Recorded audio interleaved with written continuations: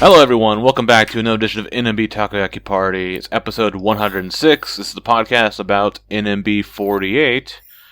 My name is Matt, and maybe by the time you hear this podcast, or maybe not right when you hear it, like right when it goes up, but maybe a day or two later, I will be in Osaka, I don't want to say permanently, but for the foreseeable future. Also joined by someone who is not in Osaka, but has been to Osaka like 3 times this week, Jeff. Only once, but I will go again tomorrow. Okay, it's like that, and then I thought so. You went to like Number right, and then Team N. No, I only went to Number on Thursday. Oh, okay, but yeah, did you go last weekend? No. Well, the concerts, yeah. Oh, right. Okay, okay, so yeah. But yeah, they go that, and again, next following week as well, right? Yeah. Yeah. The pros of being in Kansai. Yeah. Yeah. And then, also joined by someone who is not in Osaka, but will be moving because it isn't like the capital of Indonesia moving. Yeah. Will you be closer or farther from Osaka after that? Well, I might add another 2 hours of flight. If I want to go to Osaka. Even though, like, on the map, it's closer than Jakarta. Right? Yeah, at least for the next 5 years or so, because I doubt the airport will be done for the next 5 years. Yeah. I see. Nice. And even then, they probably won't have direct flights to Kansai. Yeah, that's the probably. Yeah, even I was like looking at like flights, and like for my Kansai, I still have to like either go to Haneda or go to like Taiwan if I want to go to like Seattle. Yeah, and that's why for this year I have been to Osaka for 4 times already. Oh, yeah. Want to do it now before? Before moving. So just going as much as possible. At least we know at least one more time you're coming, but that'll probably be later in the year. We'll talk about that later when we get to that. Yeah. That was Arda. And also joined by another person who is maybe getting farther away from Osaka because of, tectonic plates and, like, the mega quake is coming up. They put out a big warning in Japan about mega trash. As Arkansas, I think your neck of the woods might be getting farther or closer to Osaka. I don't know. No. I mean, I just got my passport renewed, so I guess if nothing else, I am at least closer to coming back than I was last week. Oh, hey, that's good. Good sign as well, yeah. So we have quite a bit to talk about this month. We had summer concerts happened, a lot of announcements coming out of that. NMB, they went to Hong Kong, so we have a special correspondent to talk with about that. And then, some other news to talk about this month. So we'll kick things off with the summer concerts over at the ZEP Osaka Bayside. And only Jeff went to those concerts in person because I'm in the process of moving, and also I don't want to go to ZEP again because last year was such a terrible experience. Never again. Yeah. So Jeff, you went to they had 4 concerts in 3 days, which frankly sounds like it was too many. Yeah, I went to all of them. So yeah, there's especially another reason we'll talk about that it was too many, but yeah. I was okay for the first 3 because I managed to stand on one of the railings, so it, like, you can support part of your body weight on it. But then the last show I couldn't, and then so at the end my feet were dead, and like probably a really bad mood because of what you saw. I'll talk about it, but I found a little way to make it a little bit better. Okay. So of these concerts, so they trickled out this information over the past month or so, but each concert they had like the Temptions do a Senza, right? The pre-show song. So every show had a Temption performance.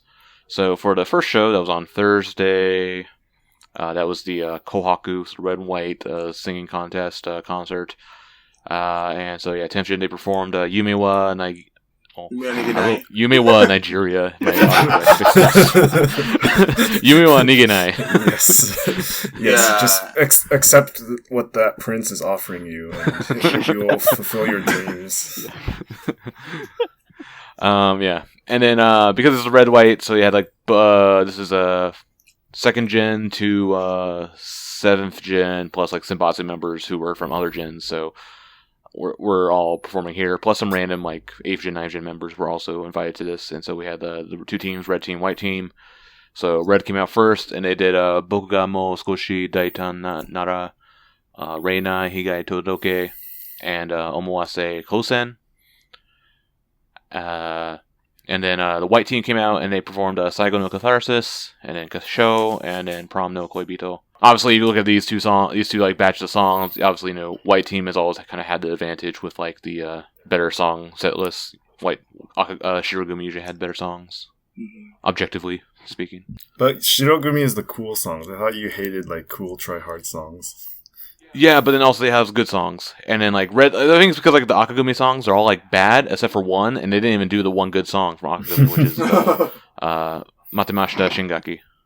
Yeah, I have to admit, like some of the Akagumi songs are like way too cutesy and like high pitched or like quirky. Yeah.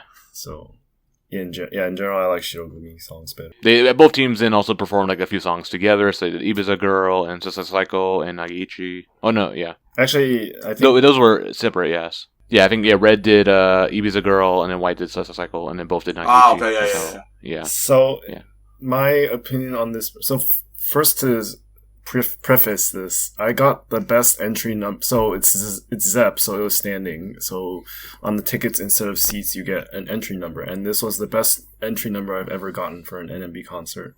So I got first row. What number was it? 6.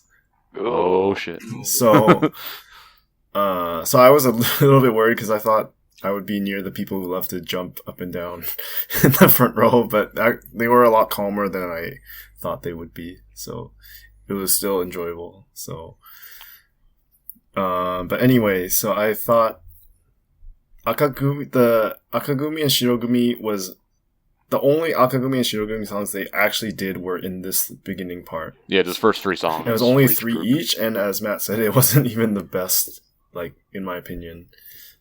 Yeah, white team, Shirogumi at least was alright, because, Kesho was like, the auto win card, and then Psycho no Catharsis is also, a banger. Yeah, I mean, it just felt quick overall, the concert. Mm-hmm. Yeah, so I thought the Aka and Shiro concept was not really like planned out well, if that makes sense. Like they're split into teams, but then the concept of the team isn't used for the whole concert. It's just like shoved into this first part as an excuse to do the songs. Yeah. Or compared to like the one they did 2 years ago, that was a bit better execution, right? Because they did like basically all the songs from Akagumi and Shirogumi. Mm-hmm. Yeah, and then they went into the summer songs, Ibiza Girl, Nagiichi. And, like, as you see... Cycle also. Well, yeah. And then, as you see in the following concerts, it led to a lot of overlap. Mm-hmm. Of course, it's tough for the members to rehearse, and they had an especially short rehearsal period this time, like, less than 3 weeks or something. Like, at the Handshake event, Yayoi mentioned to me that they had literally 8 days of rehearsal.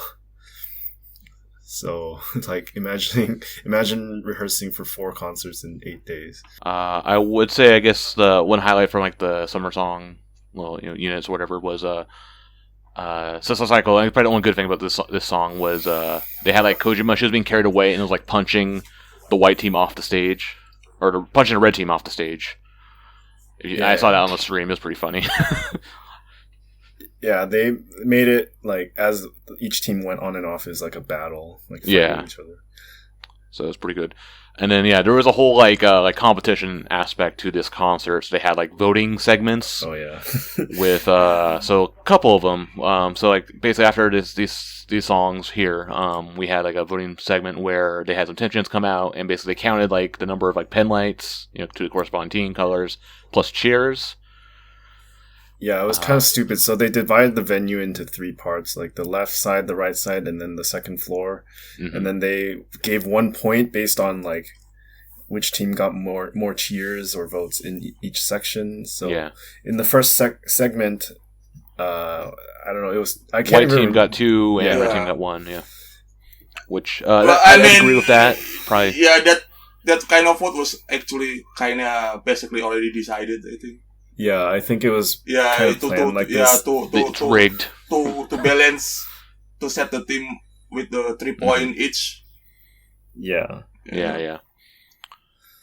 So there's that, yeah. And then, we get into the units. And so, basically, each team had their own, like, smaller groups of members doing different songs. So White did, Hatsukoi yo Konnichiwa. Red did, Reinai Petenshi. This was good. Yeah. Good choice White of did the tablecloth song. members. Kusai Sakana, or whatever. Kusai Mono. Kusai. Kusai Mono song, yeah. Red did Imifu. This was also good. This is so weird. This weird Actually, choice, though. I was cheering for Shirogumi because Yayoi was on it, but I'm saying all the Akagumi units were. Well, I mean, Imifu for Shirogumi unit song is kind of weird. Yeah. Yeah, That was Saifi. that was Aka. Yeah, sorry. And then we kind of had a small break. They had the Pink Gumi come out, and they did Enjoy Bureko. And then so the Pink Gumi was Wakatan, Yucatan, Mako, Yaoi, and Koirin. So it was pink because it has members from both red and white teams, but really it was mostly White team. And mostly white team, and then plus one red. Koirin, yeah. Koirin was the one red member. And so it was. So remember, there were 6 added members who were announced later. Yeah, and then this was- so they drop 1 each, right? Karen and Miiki. Miiki. Yeah. were unable to participate. Yeah, so the Pink Gumi was those 5 of the 6 added members, and then the last added member Yukino was in Imifu. Yeah. So I think I don't know, they already like made the set list with most of red and white, and then they were like, okay, let's just add pink because we can't fit the members in the other unit. Yeah. Except Yukino because she can learn the dance like in a short time or something. Yeah, but then the unit composition is also weird, like 0, 3 each, and then Aka 4 each. Mm-hmm. Yeah, why not make it all 4 each or 3 each? Oh, I see. Yeah. Well, the Well, teams that's- were uneven, weren't they? That's because like, it was, later, like 1 or 2 off. if you look at the... Oh, wait, hold on. Well, I mean, Tetra and Oh. Watra is 5 each, right? No, it's because Shiro, as you said, most of Yeah. Pink Gumi is actually Shirogumi. Yeah, I mean, that's why it's kind of weird, yeah. Yeah, I mean, Yeah. it was only, I think there's only 1 more Shirogumi than there was Akagumi. Yeah, something like that. But it doesn't Also- matter because it was all rigged anyway. It's already, yeah. I would say that, like, at least at this point, like, I would have given, like, the point to Akagumi because they did NMB songs, whereas Shirogumi did, like, AKB songs. So that's why Shirogumi lost this Yeah, round, so I feel. to me, and then like Hatsukoyo Konnichiwa is like super old. I don't know, they did it in a concert 2 years ago or something, but I had like, when it went on, I was like, what the fuck is this song? Right. So it just didn't excite me at all.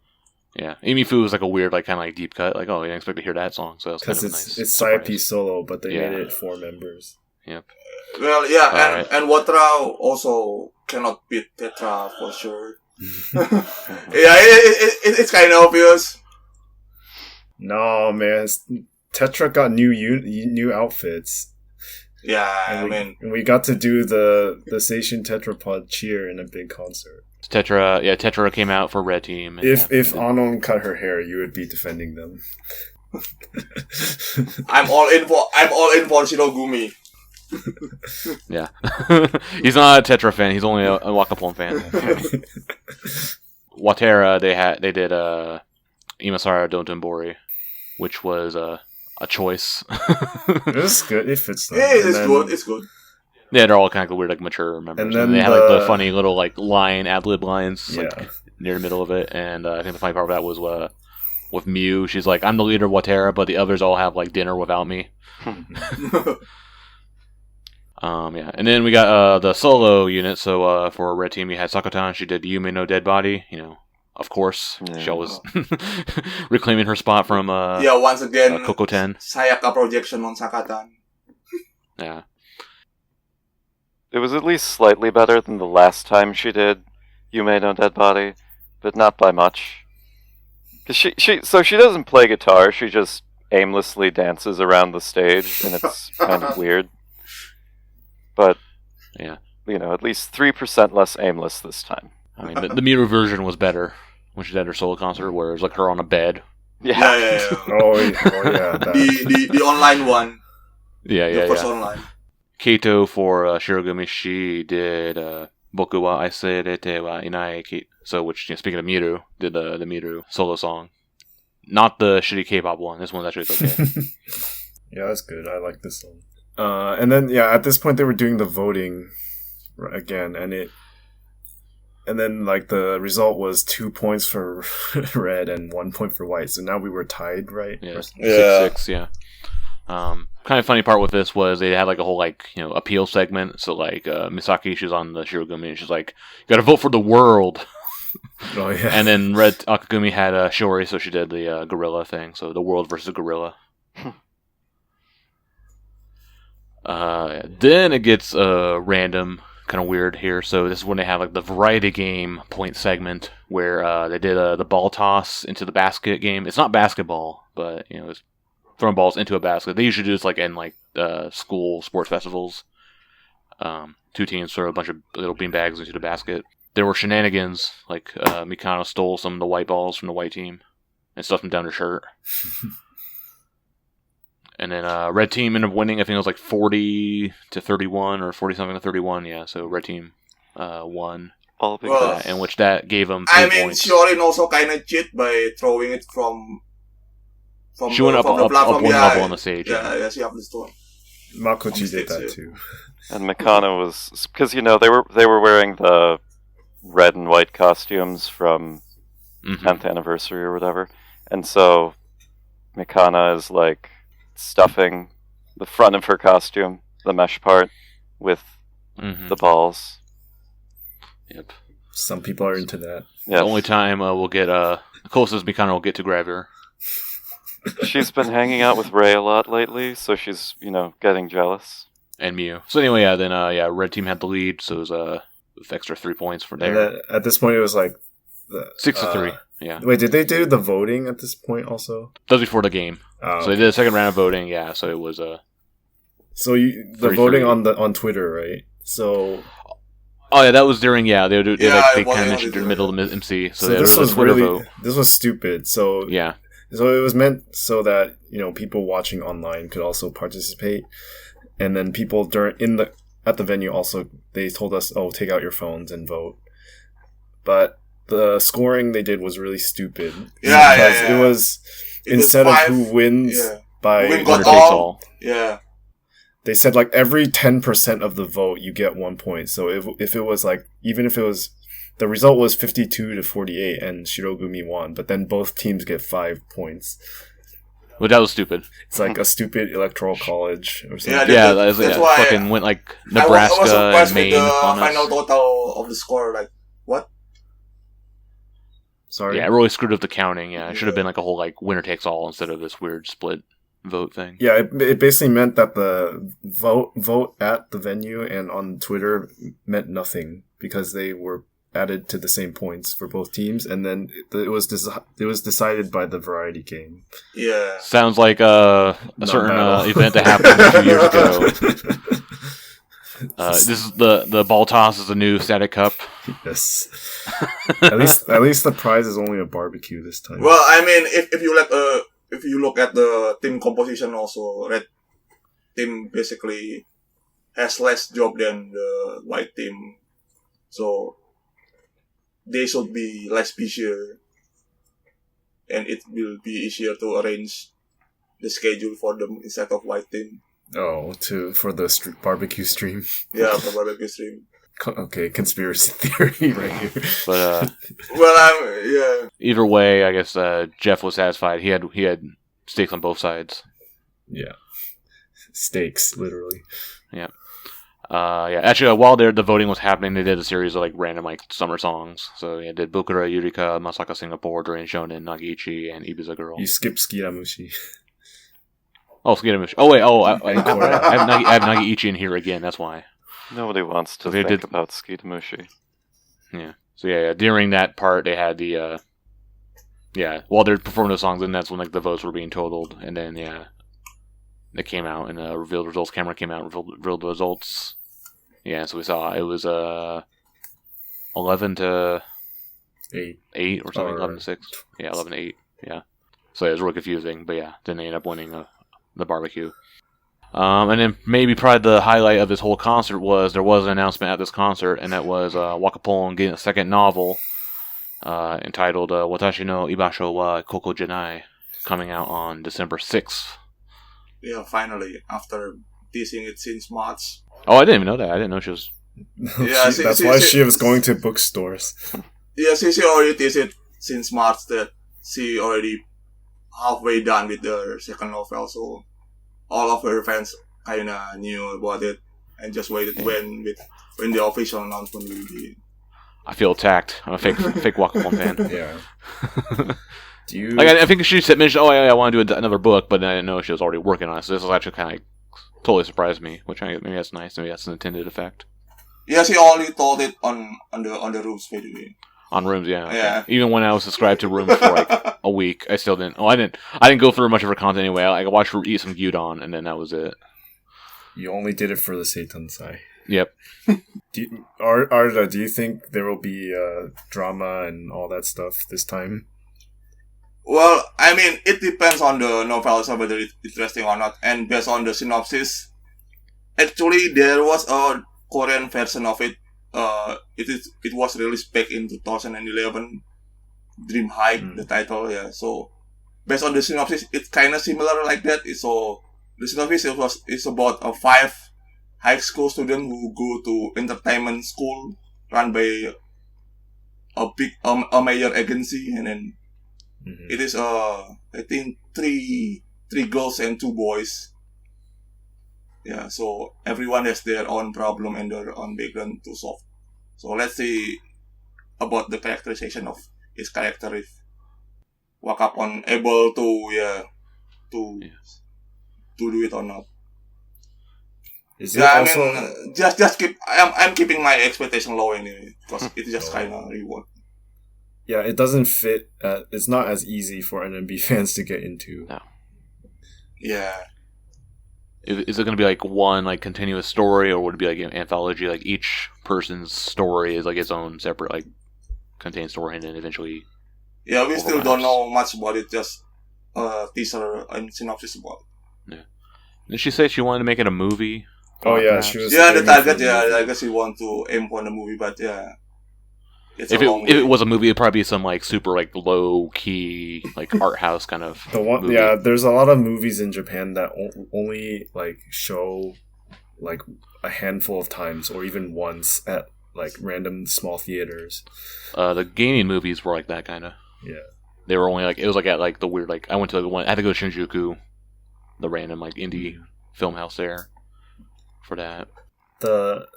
Is it Kadokawa again this time? Yeah, it's the same from Kadogawa and released on December 6th this year. I see. So this is why you will come to Osaka one more time.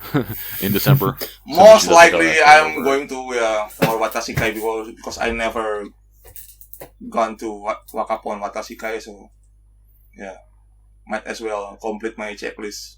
Now who's the fake fan? No. I've gone to 2 of them now. Well, even Jeff's gone to 1.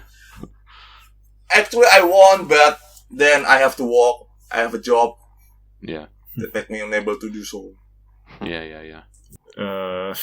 Oh, you forgot one more thing about this concert. The first performance of Now. All right. Yeah. Oh yeah. First performance of Now, which was like the coupling song that has all NMB members in it. So it's and, basically I guess that takeaway from Yumin this- song now. A Yumin song. Yeah. You mean kind of graduation song, maybe? Yeah, 'cause she's the center of this song. Did she choreograph it? I feel like that might. I don't remember her mentioning that. But it's actually like a lot more enjoyable than I expected. Yeah, because you actually were there, so I guess you probably got to. How did you feel about the? Yeah, performance? Was it I like energetic it and better than the other Yumin Center song. Was it Time Bomb? Time Yeah. Bomb, yeah. Yeah. I mean, it's easy. It's a nice concert song. There's parts where you can like say no along with the members and stuff. There's like a lot of like English in the lyrics just randomly. Oh, Like, it's destiny, and no, I never pay attention to lyrics. I look through like on Spotify, like, I'll follow along, and it's like wow, like half the song is like in English, is random. Yeah, so that was the Kouhaku summer Kouhaku concert. And then next on Friday, we had the summer concert night 1, and so this featured all promoted members, except for basically everyone except for most of Naimjin and all of Timjin. But Timjin still did the Senza show. So they did a different song this time. They did Zetsumetsu Kurogami Shoujo, so cool. Going along with Summer Fame, we opened up with all the summer bangers, Bokura Yurika, Masaka Singapore, Durin Shonen's. Wait. Yeah. Yeah, and the usual summer set list.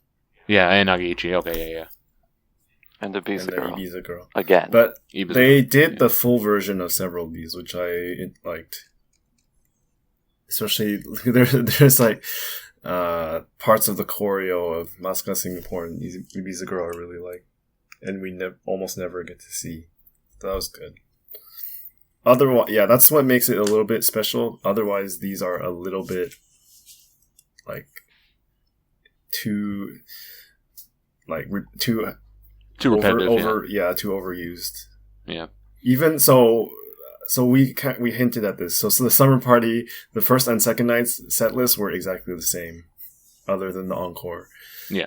So even in the first night, I was honestly kind of feeling, okay, this is a little bit not so unique, because they're doing all the summer songs in the beginning, and then they're gonna do like summer units or something. Because 2 years ago, right? Nambazar, we had that was also very summer themed. Yeah, and then last year also you had like the team summer concerts. Yeah.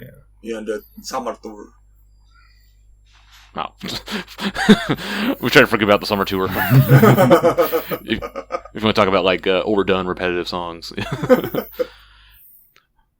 Yeah. Then we had a MC break, and then they had the team songs, and so this was the first time we got to hear the first performance of the new team song. So, and did Natsuno Destination, AM did Seishun Jump, and B2 did Headbang Time. Matt's favorite. Yeah, is definitely the least. Yeah, I did not like Headbang Time. There's not even any headbanging in that song. Said it's like arm banging or whatever they're doing with their arms and hands. They're doing the sign of the horns. But obviously, new songs. So this part was not repetitive, so I liked it. And yeah, the one that surprised me the most maybe was Seishun Jump, because listening to it sounds calm, but then the dance was like very energetic. Yeah. So it's a little bit weird because like obviously it's missing like some of the members who were originally part of that song. Like Kara and Miiki, Yuna. So like some of the members like Hono and whoever Yoshimin got like probably gets upgraded. Yeah, and they only did the short versions, unfortunately. So in like Natsuno Destination, they I remember when they introduced the song on like radio shows or whatever, they say, "Oh, it's great that every member gets a solo line," but then in the short version, half the members don't get it. Yeah, only the first half. And because they performed these songs at the concert, now they can finally perform them at the theater show 3 months later after the singles come out. So so in the theater, they actually just stuck it. They added it to the set list without removing the previous team song. It's kind of interesting. All right, yeah. So then we get another MC break, and then we get to the units. And so here we got like kind of the summer unit songs. So we have Natsuno Saimin Jutsu, which during that part we had they had like a phone out and they were doing like on TikTok and taking selfies with the crowd. Then we had Hatsuko Yukoto play ball, and then Boku ga Maketa Natsu, and then Otoshiana.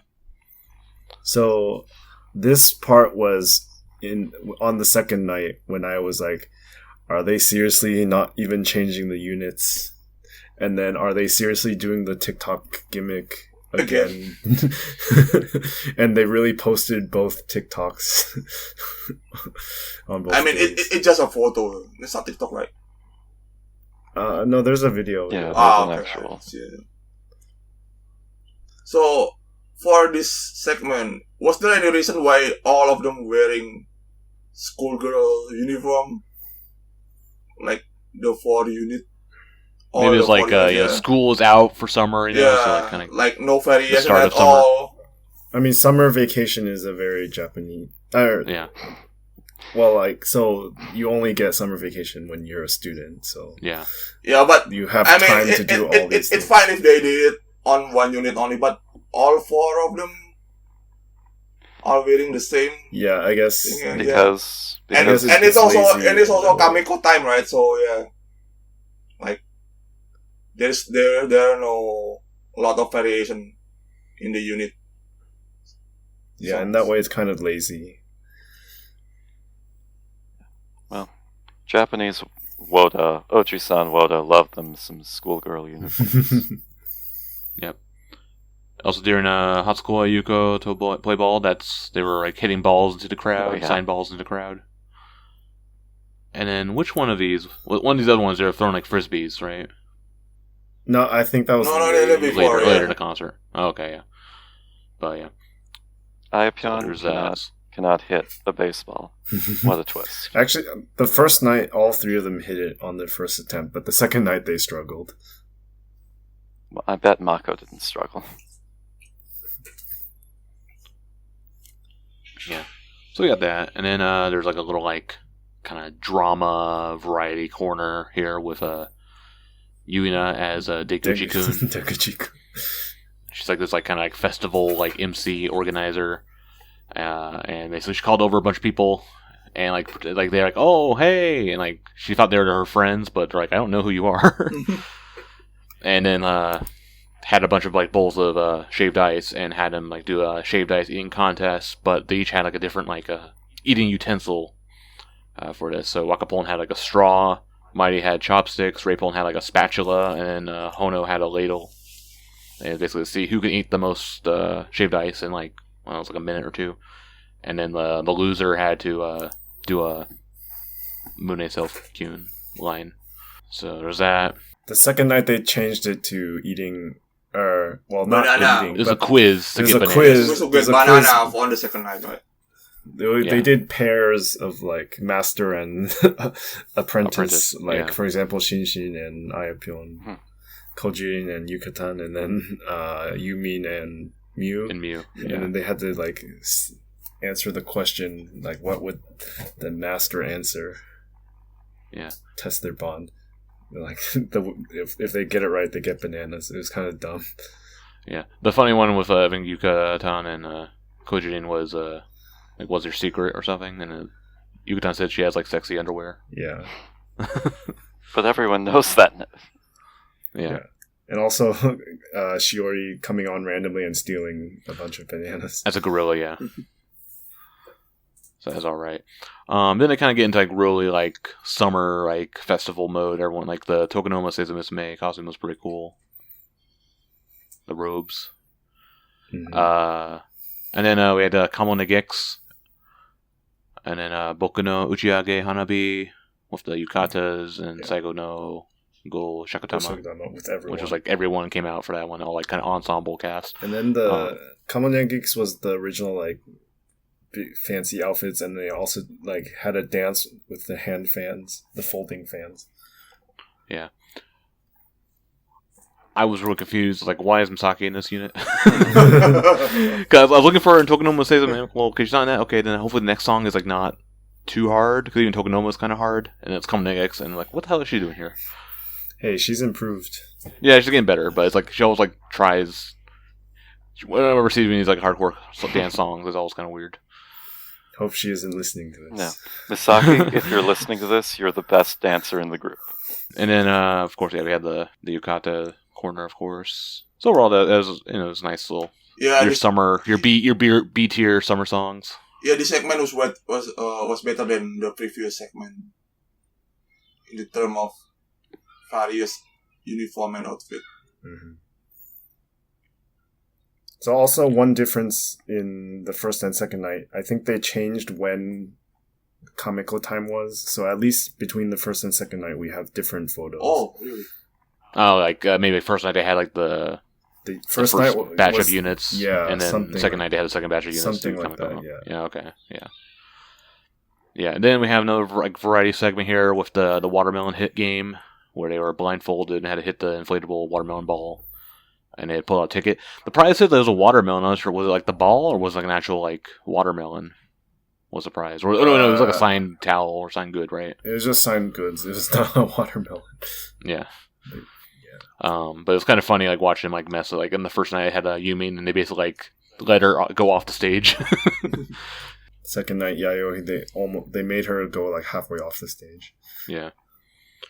Well, I mean, for the first night it's fine, but they repeated again on the second night without any variation or trying to come up with another game. The second night, they definitely wasted less time. Yeah, they kind of like rushed it. Like they even like making sure like you had to hit it properly. Just like, oh, you touched the ball, okay. And you had to like knock it off. They didn't make the members spin around. Yeah, or they didn't even like spend too much time like trying to find the person who had the number. They just like, oh, okay, and then like moved on. This person is shy. Like they are not raising their hand. Okay, so there's that. Then we get a kind of a batch of like their kind of hype songs. I guess Shidera Yanagi, Date Date Date, World of People, Skita Mushi, and then Korega Ai. I'm not. Yeah, it overlapped. Yeah, this was the overlapping with part of Kouhaku and also repeated between the two nights, so it got a little bit old. Yeah. I'm not really sure Shidera Yanagi counts as... And then, then we get to the encore. It's like they did it right with the encore, because like last couple of years, like they've done it like the person who starts the encore fucks it up and does encore instead of NMB48 during the concert, so... That guy was starting, I think his voice was like dead by the fourth concert. That's pretty funny, yeah. But then, at the encore, they had Rash Kanai. For outside balls, they went up to like the top level balconies. And then they did Kitagawa Kenji. Did you get close to getting into sign balls, Jeff? There was one, I think, in the first night that bounced off my hand. Oh, rip. Oh, and then in the Kouhaku one, Wakapon threw a ball that I was in the first row, but it went like straight down and hit. It went into the gap between the gap in the first row and the stage. I tried to get it, but the people next to me got it. Yeah, so there's that. Yeah, then we had some pretty long speeches from each of the members. Their thoughts. The Kuyashi time. Yep, Kuyashi time, and then it kind of gives double whammy because then we had an announcement here. So first announcement for this concert was they announced that 25 of the 30 members that would be showing up at the Is NMB48 concert in Tokyo. And of the 25, so pretty much who you expect. Yeah. Like Senbatsu plus a lot of the border Senbatsu members. I don't have a full list of here, but it doesn't really matter. I mean, the surprises... kind of more, it's more the surprises, of who got in this first wave. It's Ike Honoka and Mizuki Shiori, kind of the big surprise members. But I guess with Hono is seeing with how her sales are, it was probably management finally threw her a bone. Yeah. And then Shiori is kind of a surprise, but it's like... Well, I mean, Shiori kind of replaced Yumin place. Yeah. So yeah. She is the new pity, for the new boomer. Senior. Yeah. Senior quota. And then, personally for me, Yayoi was really worried whether she would get picked. Because she got a little bit downgraded in her position for Next Generation, but I was really relieved she got picked in the first 25. And I guess Koyorin being a kind of nice little surprise, but I was kind of maybe expected with that. Yes. So the dumb thing is the last 5. So Risa was also so she was the most kuyashi one because so she, as I mentioned in the next generation, based on like the position, she was also kind of up there with Hono, and her sales are a little bit up there. Yeah. So she was very disappointed, and she had like the big kuyashi time speech. And then, but then they just ended up announcing those remaining 5 members in a tweet today. Yeah, like the previous, Or at least a yesterday. week later, like in at 10 o'clock, 11 o'clock at night. It was like a really random. It's like, what's the whole point of this? Like, why was the point of staggering it? Unless they were checking on something to maybe confirm people's schedules, or because I guess with like let's go talk about like, the first initial like wave. Yeah, the obvious snubs. Yeah, Risa, and then I guess who else would be? Tenna being missed. Who was one more 9th gen? Honopi? Oh, it's Honopi. Honopi was one of the added members. Honopi, yes. Yeah, because he is one of Twinkle members. Yeah. Yeah, because when they said, like, oh, we're going to announce the next 5 later, like, another date, I thought it was like, oh, we're going to do that the next concert, which would have been a dumb reason to do this, but it was even dumber because they had a week later on a tweet. Yeah. But then, let's talk about members who did not get in at all. Oh, yeah, there was 2 10th gens that got in as well. Kurumi and Kodochi. Kurumi, yeah. Which those were kind of expected, too, like, if you're going to, like, yeah, they need to spread the love. Promote 10th gen also. I mean, I will say it is kind of bold to pick them this early. Like, if you would pick 10th gens, it's obviously those 2, but picking 10th gens is, it's a little bit bold. They need to introduce 10th gen to Tokyo audience. Yeah. At the same time, also, those 2 are the, like, added members from the 10th gen audition, right? Yeah. They passed the audition in the second. They initially did not pass the audition, but they were picked again. So I don't know. They clear, and they're older, so they want to like promote them really quickly. And also Kurumi. And like they were the only. Kurumi has like the K-pop has like actual experience, and Kotochi they just seem to really like her for some reason. She looks like Yuri. Well, I mean, Kurumi is basically Japanese Sion. She has experience as a trainee and almost debuted as K-pop group. So yeah. She is a Sion but Japanese. So people like her. Oh. Well, we need to see it. We need to see it on the we'll see the sales, upcoming sales. Yeah, that would be interesting. And also like during whenever they had the MCs, when they had like the tensions talk, it was only those 2 that were talking. Mm-hmm. So yeah, and I guess for like people who were snubbed from this, like I guess overall we already talked about everyone, but I felt Yoshimin was robbed. Yeah, she's promoted but didn't get picked. I mean, even on the comment section of that post of the announcing the additional 5 member, I see a lot of a lot of Sakura fans complaining. Yeah, yeah. That was like the real kicker because they even had her do a whole like heartfelt speech beforehand, right? And then and then pulled the football away from her. Yeah, I guess she was big sad. Yeah, 'cause she's kind of up there over the border and like has decent sales from like I don't know Wales or something. Probably an obvious one. Obvious she's not here, but also I guess Karen, of course. Oh yeah, 'cause she's like on her weird like fake hiatus from performing, but she's like not actually on hiatus because she's still like posting about baseball and crap. So.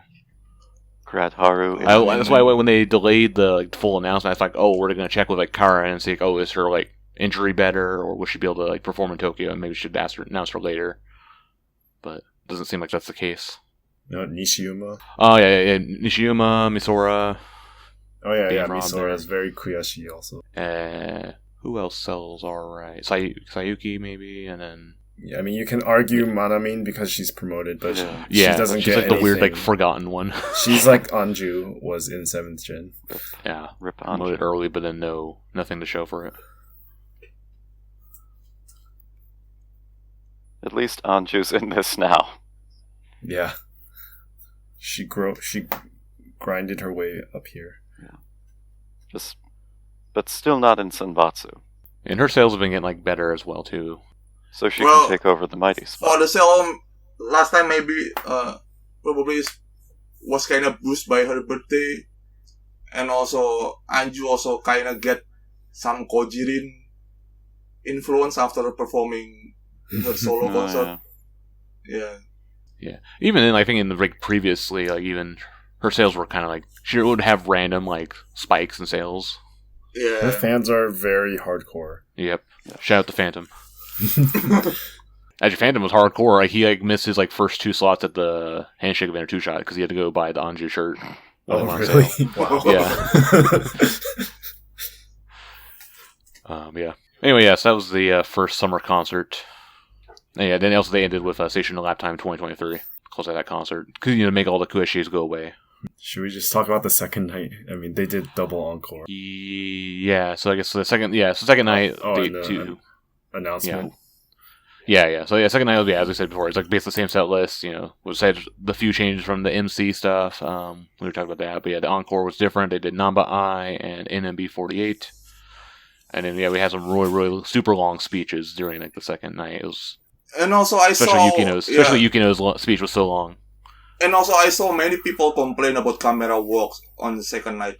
I don't know if it is different than first night because of the free live on 17 live or something. Yeah, that's the thing. Yeah, so on the Saturday concerts, both concerts had that day, they had it was streamed for free on 17 Live, so everyone could watch it. But yeah, it was really crappy during the second night concert because they only had like a center camera basically, like focused on whoever was center of that song. So mostly Sakatan, which that kind of sucked. Yes. But then randomly when they did Now, they had like this weird like picture-in-picture effect where they had like the picture-in-picture was the Yumin central camera, and then they had a wide shot of the whole stage. And actually, that was actually nice looking at the white stage. Yeah, I watched part, but not all of both streams from that day, and the main thing I noticed is that they have no high-angle camera. So normally for such a huge group like NMB, you need like a higher camera to see the whole formation. But at Zepp, they only had like one camera in front of the stage, like going back and forth on rails, and then a few in the back on left, center, and right. So you have really like far shots at a flat angle, so you can't see the members in the back because it can't focus. You can only focus on the members in front. So it looks really unusual for a concert. Yeah, like what was this like the Oshicam version? That's kind of what it looked like. Yeah. Not my Oshi. Yeah, after all those long speeches and crap, we had some more announcements for the second night concert. And so the first announcement was, I thought it was going to be the second batch of the Tokyo concert, but no, it was the 14th anniversary, which we kind of expected that to happen. It's going to be held on October 8th and October 9th. And it'll be at Oryx Theater. So it was a downgrade once again, or so I think last year was better, right? Last year has a bigger capacity than this, right? Than Oryx. No, last year was also Oryx Theater, but it was on a weekend. Yeah. This year it's a weekday, but I don't know. They want to do it on the actual anniversary day, which is October 9th. Yeah, which is a Wednesday. Yeah, it's still a weekday. Tuesday, Wednesday concerts. Yeah, and then I think it'll be kind of an upgrade, because we haven't had a October anniversary concert since 2020, since the 10th anniversary. So, like the previous year or the following year was like in November, and then the previous year was in September. Last 2 years were in September. So yeah, kind of a good back to October anniversary. That wasn't the only thing happening on October 9th. They also announced that the 30th single would also come out on that day. Yeah, I was actually quite surprised that they will release a single this early. Especially because Tenshi no Utopia event have not even happened yet. So yeah, I don't know how the event will go this time. It came out like a few days prior. No, I mean the event will be on this December, right? Oh, the yeah. Tenshi no Utopia event. Yeah. But it's like based on the schedule, like it was pretty empty. Yeah, so it's kind of overlap between the sales of Tenshi no Utopia and then the 30 singles. Well, so because we still don't have details of the Tenshi no Utopia event, I thought it was going to be a more like full-fledged event with, like handshake or something, but it seems very obvious that it is not, and that's why they can release another single. Yeah, because they didn't really market the Tenshi Utopia album at all, like not the traditional way, with online sales and all the usual stuff. Which we'll talk about that a little later once we talk about that like release event stream. But yeah, I kind of expected they would. I was hoping they would have another single just because the schedule was so empty. Like we had nothing in terms of like Yeah. events for like November, December, except for like those 3 events. Yeah, but we've had so much. We just finished paying Yeah. for the previous single and all these concerts, so a lot of people are short on money, I think. Yeah, I mean, Mhm. and the fact that they already announced the date, I mean, they already confident that they already prepared the main song within the 7 weeks. Yeah. So Yeah. I don't know if they have a stock from AKP or not, stock song, or it will be another different song with the writer of with Carlos it's K. Not, it's not AKP. That'd be nice, but It'll be accurate. Yeah, so I far know. all the singles are Akipi. So Yeah, far, that's so. why. The little like graphic they used when they announced this was pretty cool. They had like the 30 spelled out with all different like single cover arts. Oh yeah, Yeah, or the 29 Made a big single. deal. Yeah, made a big deal about that. So that was kind of cool. because it will be NMB's 15th year, and then depending on how long the events stretch, it also goes into 2025, which is Osaka Expo. Yeah. Like next year, yeah, it could be pretty like they could have a lot of stuff. Oh, it's the 15th anniversary single, and then Osaka Expo single or something. But yeah, do we talk about the Senbatsu predictions briefly, Sure. or try to? Do you think they'll make it bigger than 16, or Maybe it's 30? Will they do 30 members? Will it be the Yeah. same as the fucking Tokyo concert? Which if that happens, Nah, I'll I be a little think it's disappointed. between 16 until 18. Depend if they want to include Mighty or not. I think If they want to I put Mighty, it will be 18. But if they want to get rid of Mighty, it will be 16. yeah, because Yumin graduate or no, well, she's not Senbatsu. Yeah. I don't know, will Karen Members who would get dropped. I mean, obviously, Mighty should be dropped. Well, Sakatan should be dropped, but that's not happening. Yeah, that No. that should also happen. It was like terrible performance for a center, right? But yeah, I don't know if, I mean, I mean, Makochi will get in, right? yeah, she's definitely like probably first in line to get in. Unless they maybe drop Ayapyon and like do a little switchy with her, but I feel like Ayapyon's too. Ayapyon does way Ayapyon too sold well. too well. I mean, there's not really, other than Mighty, Is the big elephant in the room. yeah. Where's Ryan? We're dunking on Mighty. He should be here. He randomly jumped in the call and like, yeah, you guys summoned me. Because where's the chart? You gotta find it on Teppen Subs somewhere. I think Yuina was kinda like her Yeah. online ones are kind of weak near the end. She has so much outside work. She has a unique position. I Yes. think that's strong for her. Yeah, I mean, you have to remember, sales aren't everything. Yeah, I mean, obviously the center, one of the centers of the last single is terrible. Mid. sales, Mm. comparatively. But yeah, I mean, I guess Wakanyan could fall. Yeah, she was out. kind of weak this year. Yeah. Yeah, Wakanyan can be dropped, I think. But she's captain. Yeah, I mean, I don't know. And so is Mighty. Yeah, it's, I don't know. Well, so is Wakatan, but she's not in Senbatsu. I don't think Wakatan will get back in. I mean, she may be, but I think maybe they'll give like Yucatan a chance, or Yeah. Koyorin even, or one of these other. Yeah, I think they Maybe will, they put they in will Tenshi. rotate Raipon with another one of 9gen, if it's possible. I think Rapon's like gonna yeah. lock. Raypon's in to stay. If it's larger, then they could put Kotochi or Kurumi. That's what will be the 18. So they drop Mighty and add those two. Yeah, Well, but then who? yeah. I mean, the first 7 is basically locked. Yeah. The first 7 position is basically locked. Probably Zion or Anon. I think Anon might be. Yeah, it's the thing. Like they're like I think Because, because like they made them yeah. captains of Tenshi Yeah. Utopia. Like I feel like now they're kind of like safe, which kind of sucks. Yeah, but then her period is also over, and then her sales also didn't really improve. Still better than Mighty.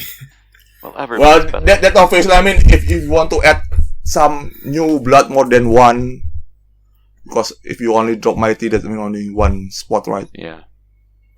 Unless we get like some random like Shinshin announces graduation, leaves or something, or No, she said in her Seitansai she's here to stay. but there's like not really much to add like to bring in here. Yeah, it's hard. Even I'm like not- the border members, like they won't put Hono in, and Karin wasn't close to getting back in.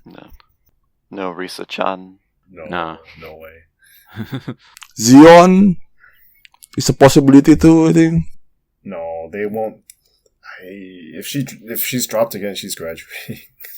Well, I mean, she tastes Senbatsu, so she at least has some motivation to get back.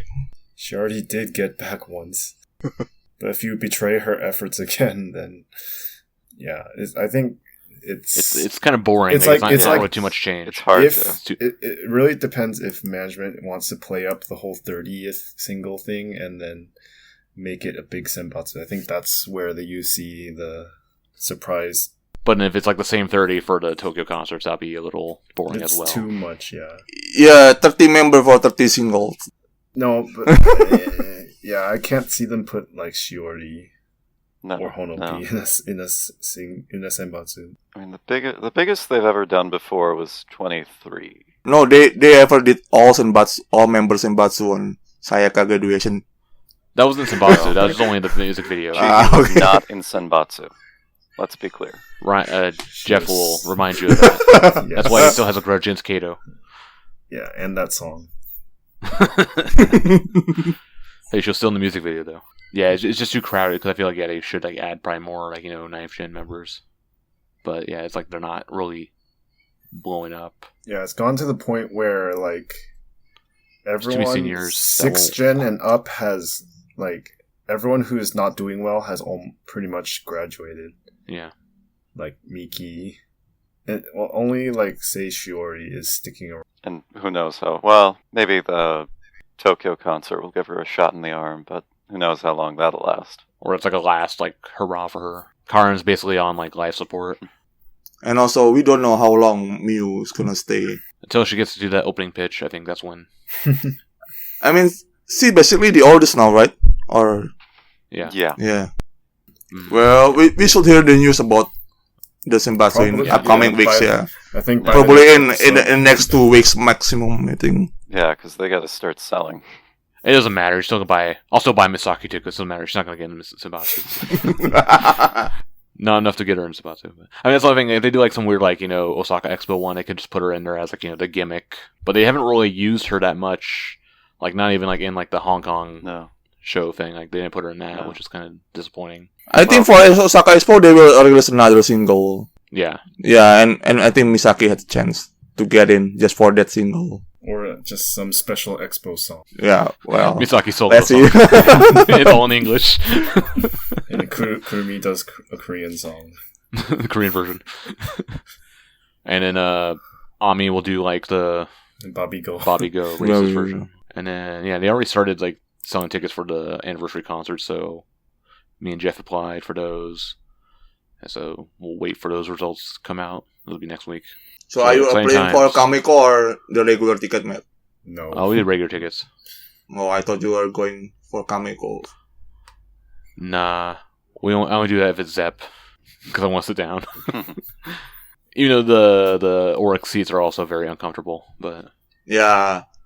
Well, the ones on the first floor, like the lower levels, are actually a bit wider than the ones up on the top. But yeah, it's happening. So that was like Summer Concert 2. Then let's back things up to the Next Gen Live, which was in the afternoon of Saturday. So once again, 10th Gen performed a song here. They did Sasa Cycle for that, which is kind of a weird choice. Also, we didn't mention it's been the second night, but they did Taiyo ga Sakamichi o Noboru Koro for that. But back to Next Gen Live. So then we get just a bunch of random songs, like a bunch of weird, like kind of B tier songs. So I mean, you have to remember this was produced by Yumin. Yes. And so it's next gen. So I mean, the next gen set lists are always a little bit different, but in this time it was different in a good way because the other concerts felt so repetitive. So I really enjoyed this. This was by far my favorite concert. Yeah. So real quick, with the songs here, we have Gatsuki Girls, Juju Under 19, Todo Kana Sodo Tododoku Mono, Kamone Gex, Yokobomono, Don't Look Back, Koraga Ai, and Ba Tarigo for the opening songs. And I guess my kind of takeaway this whole concert was if you liked 8th Gen, then you probably really liked this concert. Yep, that's why I fucking loved it. if you liked Ninth Gen, it was probably really disappointing because they were like barely in it. You could can't even tell like when it was like a Ninth Gen song. Like even in the Come Negex, it was still like not even Ninth Gen. Yeah, focused. so I realized this after the fact, and I guess you could have seen it coming if you really looked at the member list. But so only like promoted members performed in, say, like the Kouhaku or the Summer Live, right? So then this means that the 9th Gen Kenkyusei were only in the Next Gen Live. Yeah. And usually they weren't featured in the front. Because, like, all the front spots went to, like, 8th Gens or the promoted 9th Gens. Yeah. That's why it was awesome. And if you that's why I didn't like I didn't like this concert. But in a way, actually, I also felt that like 10th Gen got featured more than the 9th Gen Kenkyusei. Yeah, just with the Seiza, the Senza performances every concert. 2 songs. And if you like 10th Gen, you don't exist. No, there are like a number of fans who already made like Uchiwa and stuff for 10th Gens. I saw Kozans. Yeah, the people who aim. Yeah, some of the ones I know, like Nishiyama fans, they're all like on the Kotochi train. Really? So, yeah, they love that bob hair. Yep, the bobs. Well, I mean, it has some interesting set list to compare to the others. Kouhaku Good set list, and bad the members. Summer Party. Like they have Zipper. Yeah, so the units here. Yeah, so I mentioned it has Zipper, Junai no Crescendo, Skirt Hirari, Kanpeki Guno Ne, and Giri Giri. The Giri Giri song is what I call it. Namida no Hyorin. Yeah. So, I guess Jeff was probably excited about Zipper. Yes. All of his favorites were here. Only, since when was Koyori my favorite? Since now. I mean, the only disappointment was that Yari wasn't center. Yeah, it was Koyori in center. So. Yeah. Should have been Miyoshi center. I mean, the notable thing is that also Kurumi was the only 10th Gen who got a unit. Yeah, in the Giri Giri song. Yeah, because she has talent, stand talent. Well, I mean, she has experience in dancing so many years. Yeah, so the units were all promoted members. So yeah, again, 9th Gen Kenkyusei not featured there. Or, yeah, except Kurumi. And then also with the member-produced concerts, they always really like to rotate the centers among members who like fit the song.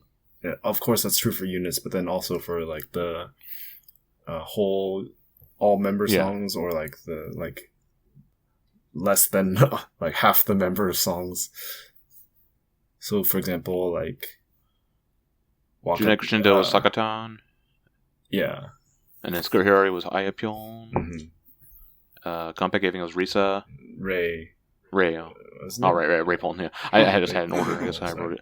Wrote an order of members I like. No. It's like Risa. Why do I have Sakura second? Anyway, it doesn't matter.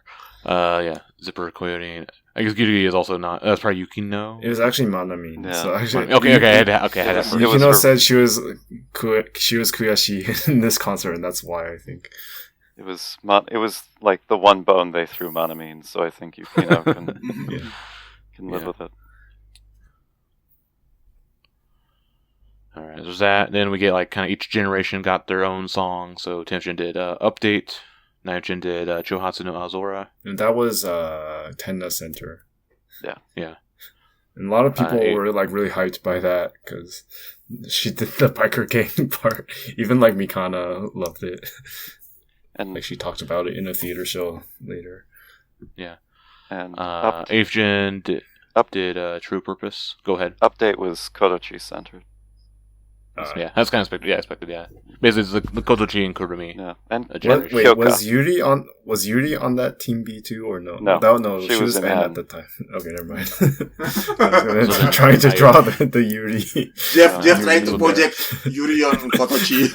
I don't want to, but I want to imagine that like Yuri like old fans are projecting on her. We can't even get Ryan to come back. Yeah. Ryan is dead, and we have killed him.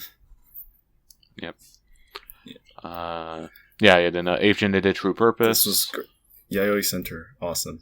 Terrible. And then all the generations. They did Mirai to Wa, which is a weird fucking song. So- Like a really slow SKE song. I always think it's really funny. Obviously, it's next generation, so they want a song that says the future, all that. But then when they have to pick an SKE song for it, it's like, ugh, we're NMB. We don't want to use SKE songs. Yeah. Then we get Shinsuke no Adrenaline, so that's kind of expected of Knife Gen. Rock Daze with Jinsei Daio. So we're kind of random, like, oh, B2 is here now. And then Hote Sakuro to Yutsukan, which I think that was Risa Center. That was that part of the concert, yeah, and then another MC, and then they close out the main part of the concert with Station of Lifetime 2023.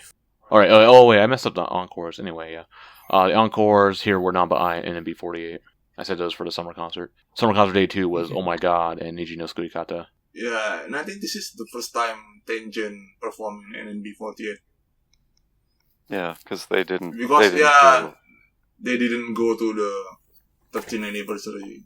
Yeah, and then during the encore we had an announcement, but it was not the announcement everyone expected. So yeah, Cameron came out. He was wearing a suit, but he wasn't holding the clipboard or typical thing. So I was already like, oh, okay. And he announced that they're going to be doing a new stage for 8th Gen, 9th Gen, and 10th Gen members starting in the fall. And then he left. And that was it. It was super weird. No. Like, you can see some 9th gens like Misora crying in the back. Because they expected the promotions, yeah. Which is really stupid. It's just a weird choice, because, like, the 8th gens don't need... Like, at this point, even Miyoshi appears regularly in the theater. Like, they don't really need a theater show. And then... And then in total, there are, like, 35 members or Well, something. I mean, it's basically for Kenkyusei, but if they announce Kenkyusei show, the 8th Gen fan will be angry. Why not?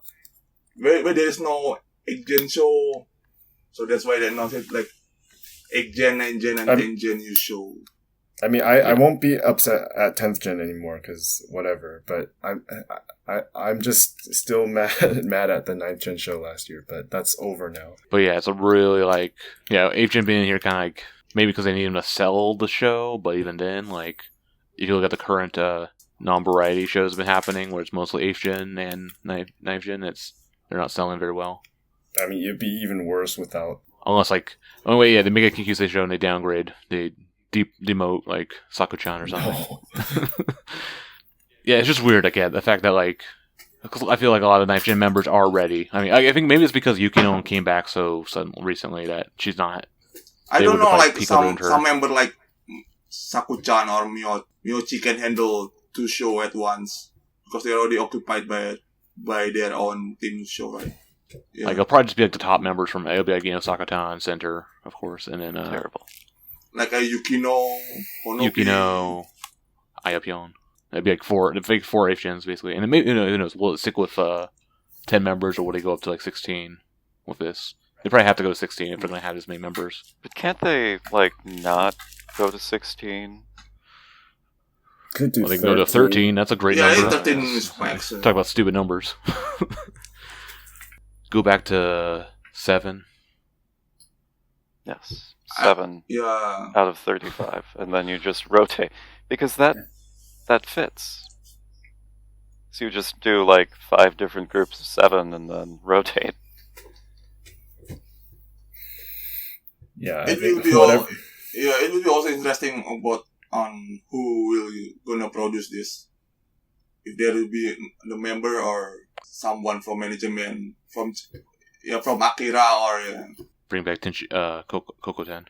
Yeah, that just would be really confuse people. I mean, Kokoten would be one thing to motivate the higher 8th gens to like want to perform in it, because otherwise it's like kind of weird for them to be in this. But yeah, we'll see. Yeah, the fact that they haven't said like, it's going to be produced by anyone. Maybe they're waiting for it later, because maybe there might be some graduation announcement. But then SL seems. That's the only reason I thought there would be like another single this year, is because someone's going to be announcing graduation, and they have to make it a grad single because NMB can't help themselves. Chihi produced stage.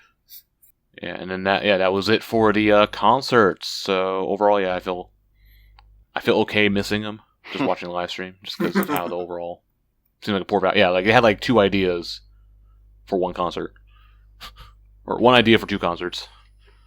Like if they only did like Kouhaku, Next Gen Live, and then 1 summer concert, I think that would have been perfect. So I don't think there was really any benefit for having the 4th one, because even then the concert did not sell out. So they just want to get the most out of their 3 days of rent of Zep. Yeah, I mean, it just feel kind of money grabs. Yeah. Mm-hmm. Because if there is someone who attends all the 4 concerts, I don't think they will be satisfied also. Yeah, that was me. I mean, the main thing I did that made the 2nd summer concert more enjoyable is that I brought my binoculars and I focused more on my Oshis. So that made it feel a little bit different than the first night. You just hope with the anniversary concert that they don't do the same show. Same set list twice. Yeah. Or even, like, that they do 2 totally different ones. Because last year's anniversary, they did have, like, different... Same set list with 1 different gimmick in each one. Yeah. Where they did the little request hour thing. And that was... yeah. And then, remember 2 years ago for 12th anniversary, they were saying, oh, we have 120 different songs or something.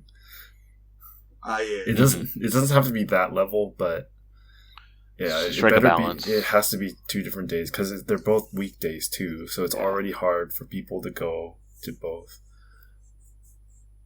So that's probably why they do these like same set lists, because people who missed the first show they won't miss anything. But then that's also stupid. That's what normie artists do, because like normies only go to 1 concert, like on a tour or something. But we're not a normie group. No, that's why like every concert has to have like an announcement. That's like the draw.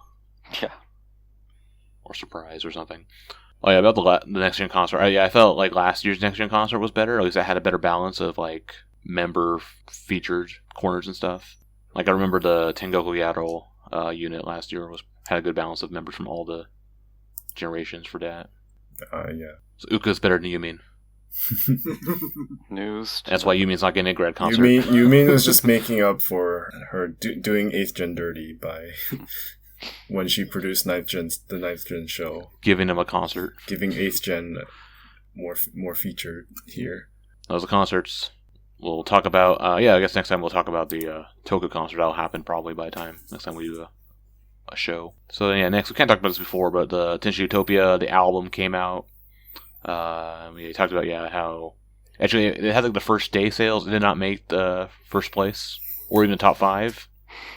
So we only know it's less than 4,000 something. Yeah. Yeah, I mean it was kind of expected. Yeah, it was not marketed at all, considering the price and then the marketing.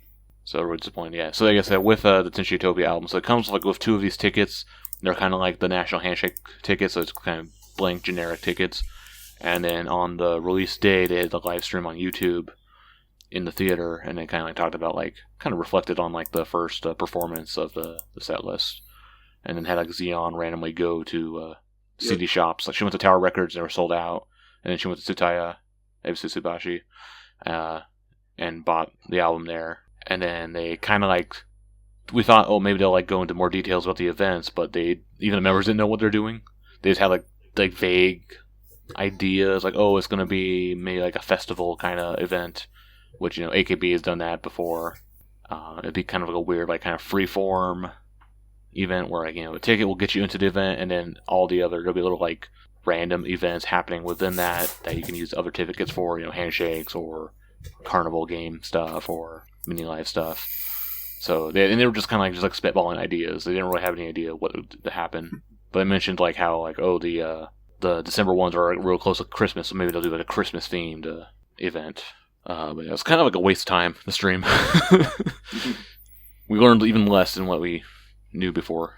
But also because this was before they announced the new single, and we, as far as we knew, it was the only events we had coming in the year, so we thought people were going to be panic buying the albums, trying to get as many tickets as they can. But we'll find out about that later. Also, it came out on Spotify 2 weeks or so before it came out physically. Before so the that was physical a nice release. Yeah, that was a nice little thing. I've been listening to that. I did not put every song on the set list on there. I put most of them on there. And guess which ones I did not put on there? Chute Kute Kuto. Yeah, that's not on there. And not the Kojin song. Yeah, not same. the Identity. Or the Owl Haru. And not the AN Melody. But yeah, most of that list is on there, so it's alright. Also looking at the lyrics on Spotify for that is also pretty interesting. Like in Route 48, I thought they say classic driving Route 48, but no, it's Rashku driving Route 48. Yeah, speaking of the lyric, I also look at the lyric of Identity, and it is really pretty sexual. Jeff is resisting listening to it because he's getting ready for his first Tenshi Utopia show. Well, I mean, I watched the stream, so it's not like I don't know the songs. In person, for real. You gotta save it, so it's like kind of feels fresh, feels new. So are you going on the 30? Yeah, because my friend is coming, so I want to go with him, even though Chihi's not there. And now I'm going along as well. Yeah. I had to do the unspeakable deed because I couldn't win it for real. That'll be. We'll talk about that next time, I guess.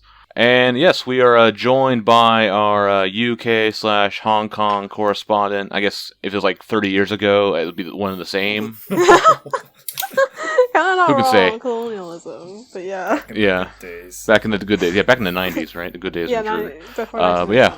1997. Yeah. Yeah. We're joined by Logic. Wait, were you born in 1997? No. Before? Yeah. Okay, after. Okay. Got our Gen Zer Yep. with us Hello. to bounce it out. Hello. Actually, I think Ark is also Gen Z, maybe. I don't know. Or he's a young millennial. This isn't a debatable question, which we're not going into here. Yeah. Anyway, yeah, Logic is joining us because last month, basically literally when we recorded our last episode, it was happening. But NMB went over to Hong Kong for some, what was it, like Tokyo Idol Festival Asia edition? Yeah, TIFF Asia. But it was part of ACG HK, which is like a giant anime, manga, game convention thing. Yeah. So, Weeb Fest in Hong Kong. Yeah, literally. And so you kind of like did the whole like international visit, like all the kind of things surrounding that. So let's see. Start off, I guess you met them at the airport when they arrived. Yep. So how was that? We stood there for we actually, I think there was an organizer. I think they probably asked about like the flight information and stuff like that, and I saw like the flight times, on like Facebook, which I actually got to know it from a friend, and then who told me that there was information on Facebook, and I was like, okay, cool, I might as well go. And I think we stood there for maybe like around 2 to 3 hours. And then they just sort of like came out of the immigration hall. I think like some people were taking selfies inside, and we were just like, "Oh my god, can you guys come out already?" But yeah, I think it was a pretty good experience in the sense that like it was definitely very like distance-wise, it's very close to them, and they actually accepted gifts at the airport, which I found a bit surprising. And there's just like I don't know, there's like a like in terms of boundary, there wasn't that strong of a boundary between us and them, and we can literally just like talk and like give stuff to them, and we just sort of followed them out to like the taxi station, and then they thanked us at the bit outside of the taxi station, and just said a few words, said something about like thank you for coming, allowed people to take photos and stuff like that, and then they just went off on a taxi afterwards to their hotel, I think. And I think I remember someone saying this to me, actually. They were like, are you serious? Like, they have to book their own taxi? Like, did no one arrange, like, any sort of, like, accommodation or, like, travel accommodations for them? But, yeah, I think that was pretty much, yeah, how I remember it. But, yeah. So kind of like what happens in Gaikoku stays in Gaikoku. Yeah, probably. I saw some... Very raw. Yeah. Some people are complaining that, like, you know, like, I think, like, people were complaining, at least from what I saw on, like, the Japanese forums, they were like, wow, like, foreign friends can, like, hand-deliver presents. Meanwhile, us Japanese peasants have to, like, write a letter and, like, give it to the management first. This is so unfair, etc. And I'm just like, yeah, I do feel that, like, as fans, we were in a privileged position to just give them stuff like that and to talk to them directly. But, yeah. But of course, as foreign fans, it's way harder for you to go see them. Yeah. So, I mean, the Japanese fans need to remember that. Yeah. But yeah.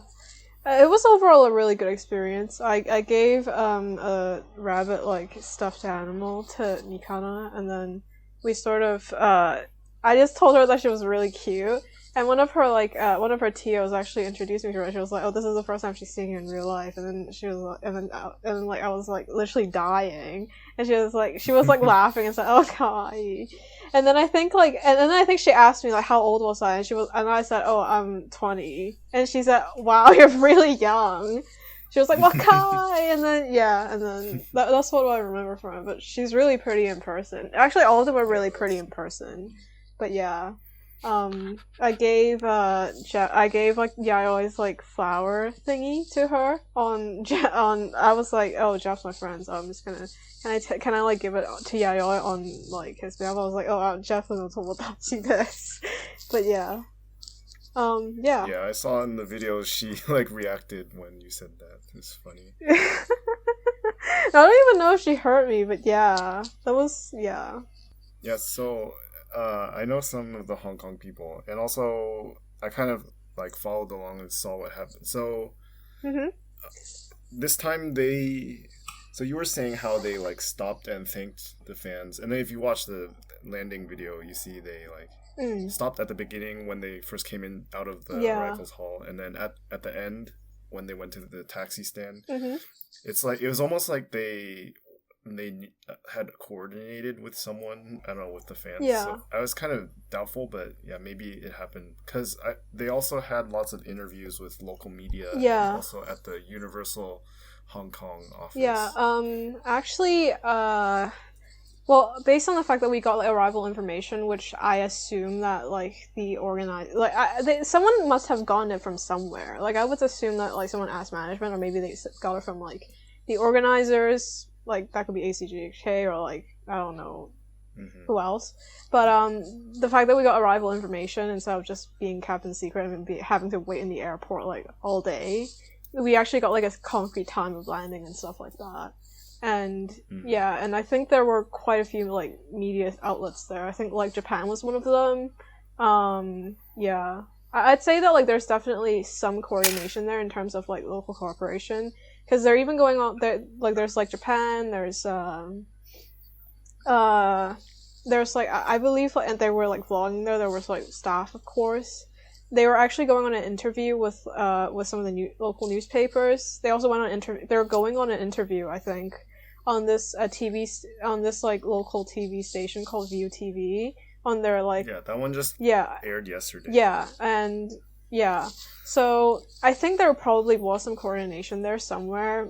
Maybe like Universal's Music Japan was just like Universal Music just saw the potential of like tapping into the Hong Kong market for NMB, and yeah, I think there's definitely some coordination there. I just don't really get why they didn't why they had to book their own taxi though. It's kind of sad, but yeah. That was pretty similar to I guess coordination stuff like similar to like what Arda last year when they came to Indonesia, right? Yeah, usually the EO provide everything for the group, but yeah, must be a compensation for it. Like for when they come to Jakarta, they might get a shitty transportation or accommodation, but they get a better luxury in hotel. Yeah, so there must be a compensation for that. I don't know about the Hong Kong one. I think in terms of hotel, I think they lived around the event venue, and from what I think someone found it.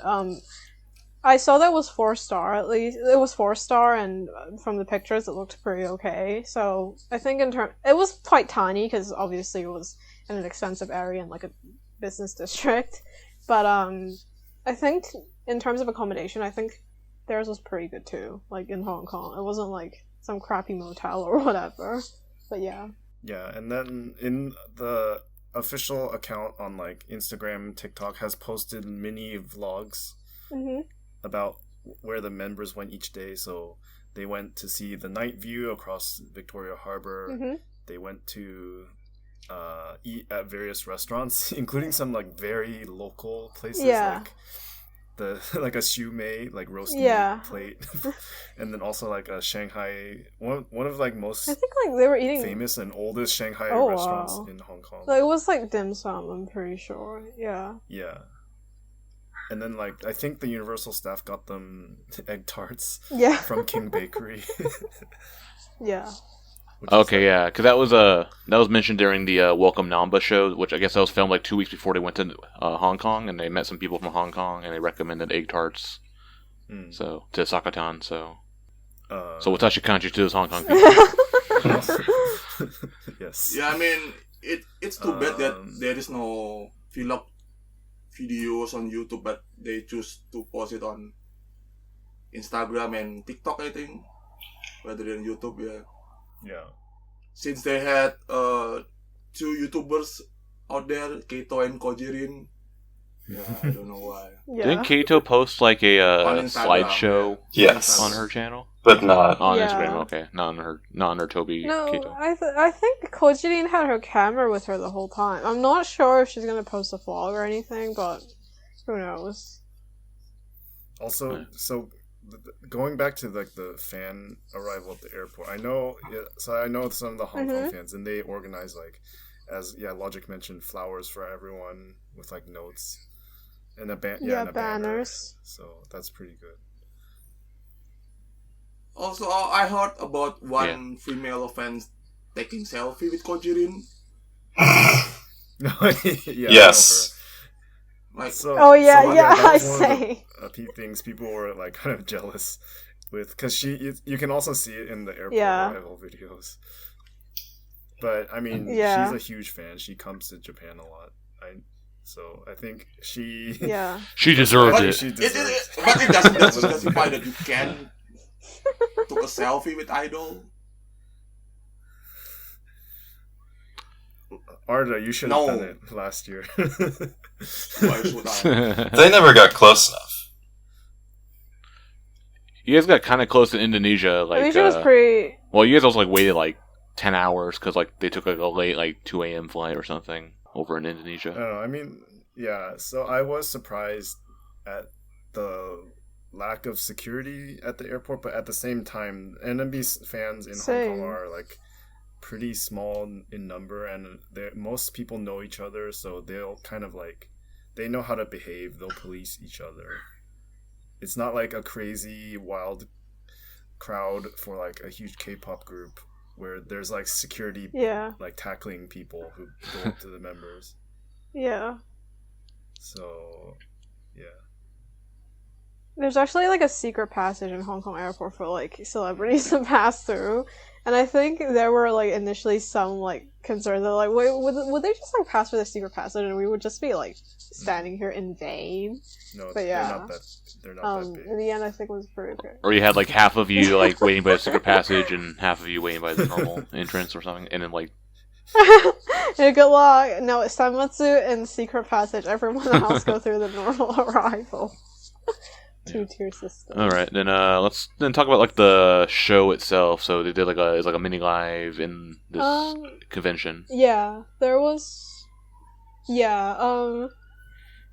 Apparently, like I only know this like retrospectively after the show was over. Someone else told me that apparently like they had like seating tickets. Like that was like I think they started distributing like the seating tickets at like maybe I think 10 a.m. And apparently that was a thing, and they notify at 12 a.m. Oh, on the really? TIFF Asia like Twitter page. Yeah, I didn't know about that, but I also wouldn't go. Like I know some people who went there at like 6 a.m. and queued, like from then, and like when like the convention opened, they just like rushed to get like the seating tickets and stuff like that because it was first come first serve. But I wasn't going to go that early, and besides, my friend like was getting off work, so I wasn't going to like wait alone at like 6 a.m. on my own. But yeah, I think there was like in terms of like the stage layout, there was like the big stage in the middle. There's like the seating area, which is directly in front of the stage. This for like that, which probably feels a lot more intimate. But then that was on a first come first served basis with like seating tickets they distribute at like when the convention opens. And there was this like there's this outer like standing area which is where me and my friend stood at the end. I stood on like the like I guess like on the left of the stage. And yeah. Basically, there were a lot of people there, especially because, like, the slot before was, like, a really popular Japanese VTuber. And, I had a lot of complaints about, like, the people around me, but anyway. VTuber fans. Especially for the VTuber. Yeah, it was an experience. It probably smelled there just were like people... Japanese Comic Cat as well.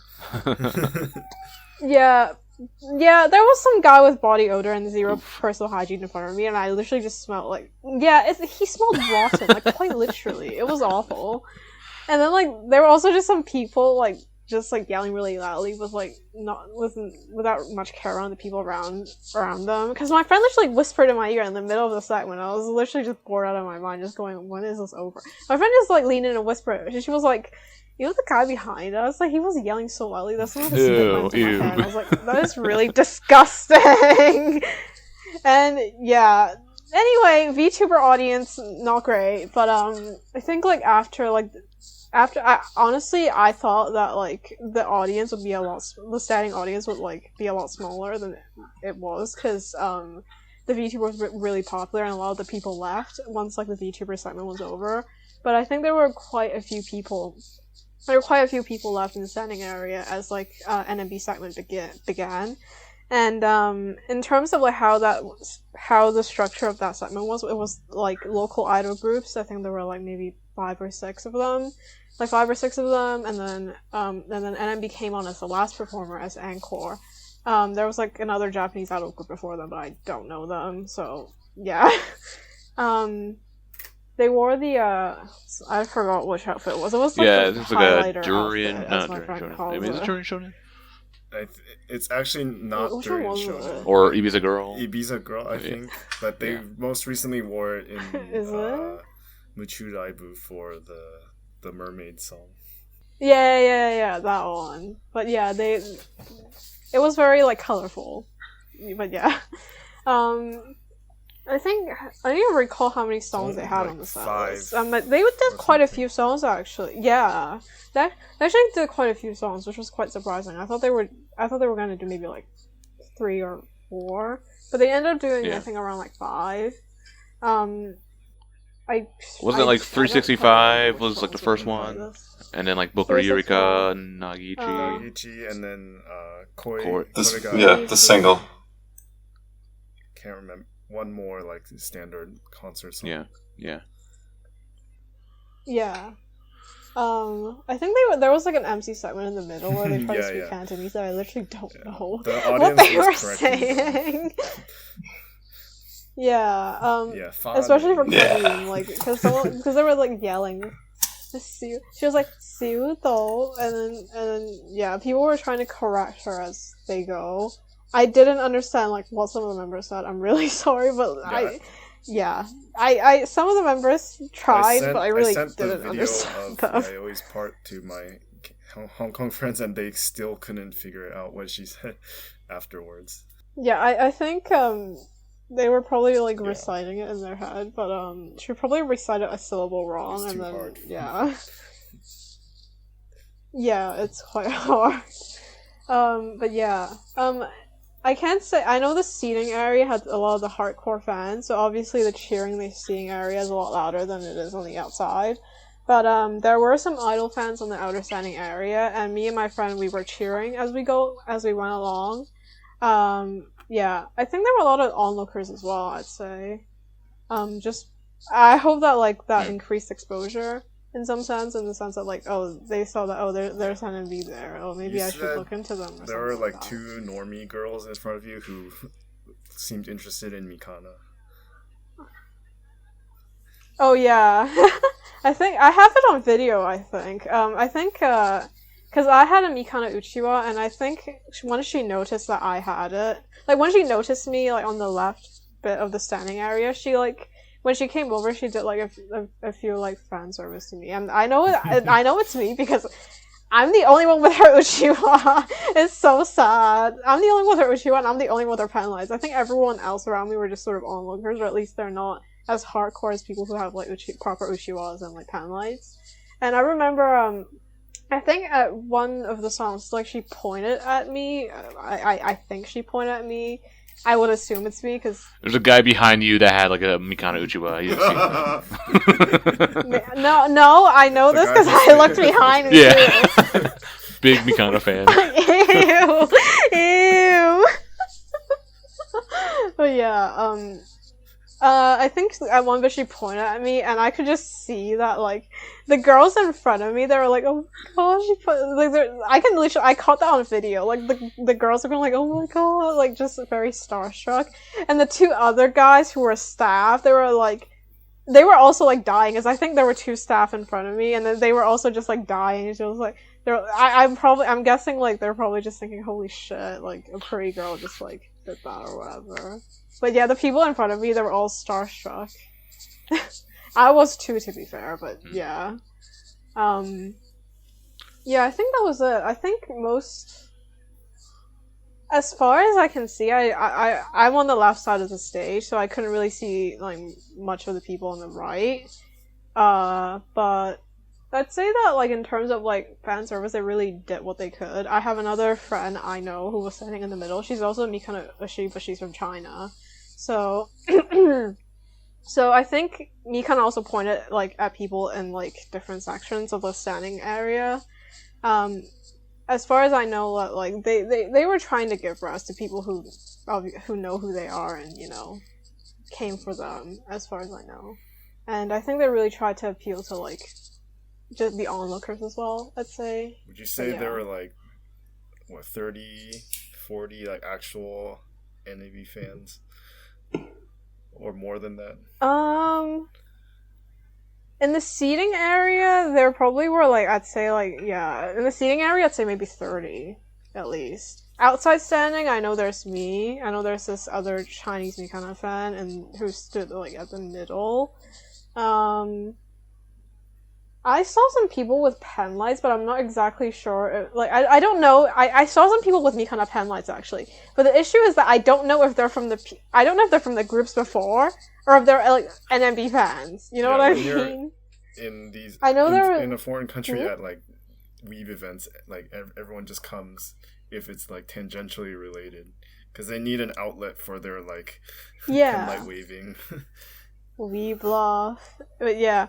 There were, like, some pen lights, but the issue is, there were some pen lights with, like, members as, like, colors. But the issue is that I don't know if they're for the members, or if they're just, like, if their pen lights colors were just like that from the groups before, for the groups before. So, yeah, I can't be sure 100%, but I'd say seating area and the standing area, I'd say there's maybe 30 to 40 at least. How would you say this show compared to, like, the shows like you've been to in Japan? Would you say it was better or about the same? Which? It's quite. It's short. Yeah. That's all. Like it's quite short, so I can't really properly compare. In terms of like view, obviously I'm also in standing, but it's better than the Zap Summer concerts I've been to. Standing wise, yeah, like standing wise, the view was pretty decent. I know some people who were in the seating area as well. And I think someone actually said to me that, like, they were really close if you're in the seating area. Like, you could actually just, like, you can only just see them, pretty much. Someone told me that. And, yeah. I think in terms of set list, the song choices were a bit strange, because I don't know why they started with 365. It's not that... I wouldn't say that's a very, like, ACG convention vibe song, in the sense that it's quite slow and quite ballad feel. And because it was really popular in Indonesia, so they thought overseas it's popular everywhere, but no, that's not the case. Yeah, maybe, but like, I felt like the crowd was just really, I don't know, kind of dead during 365, because they were just like, what is going on?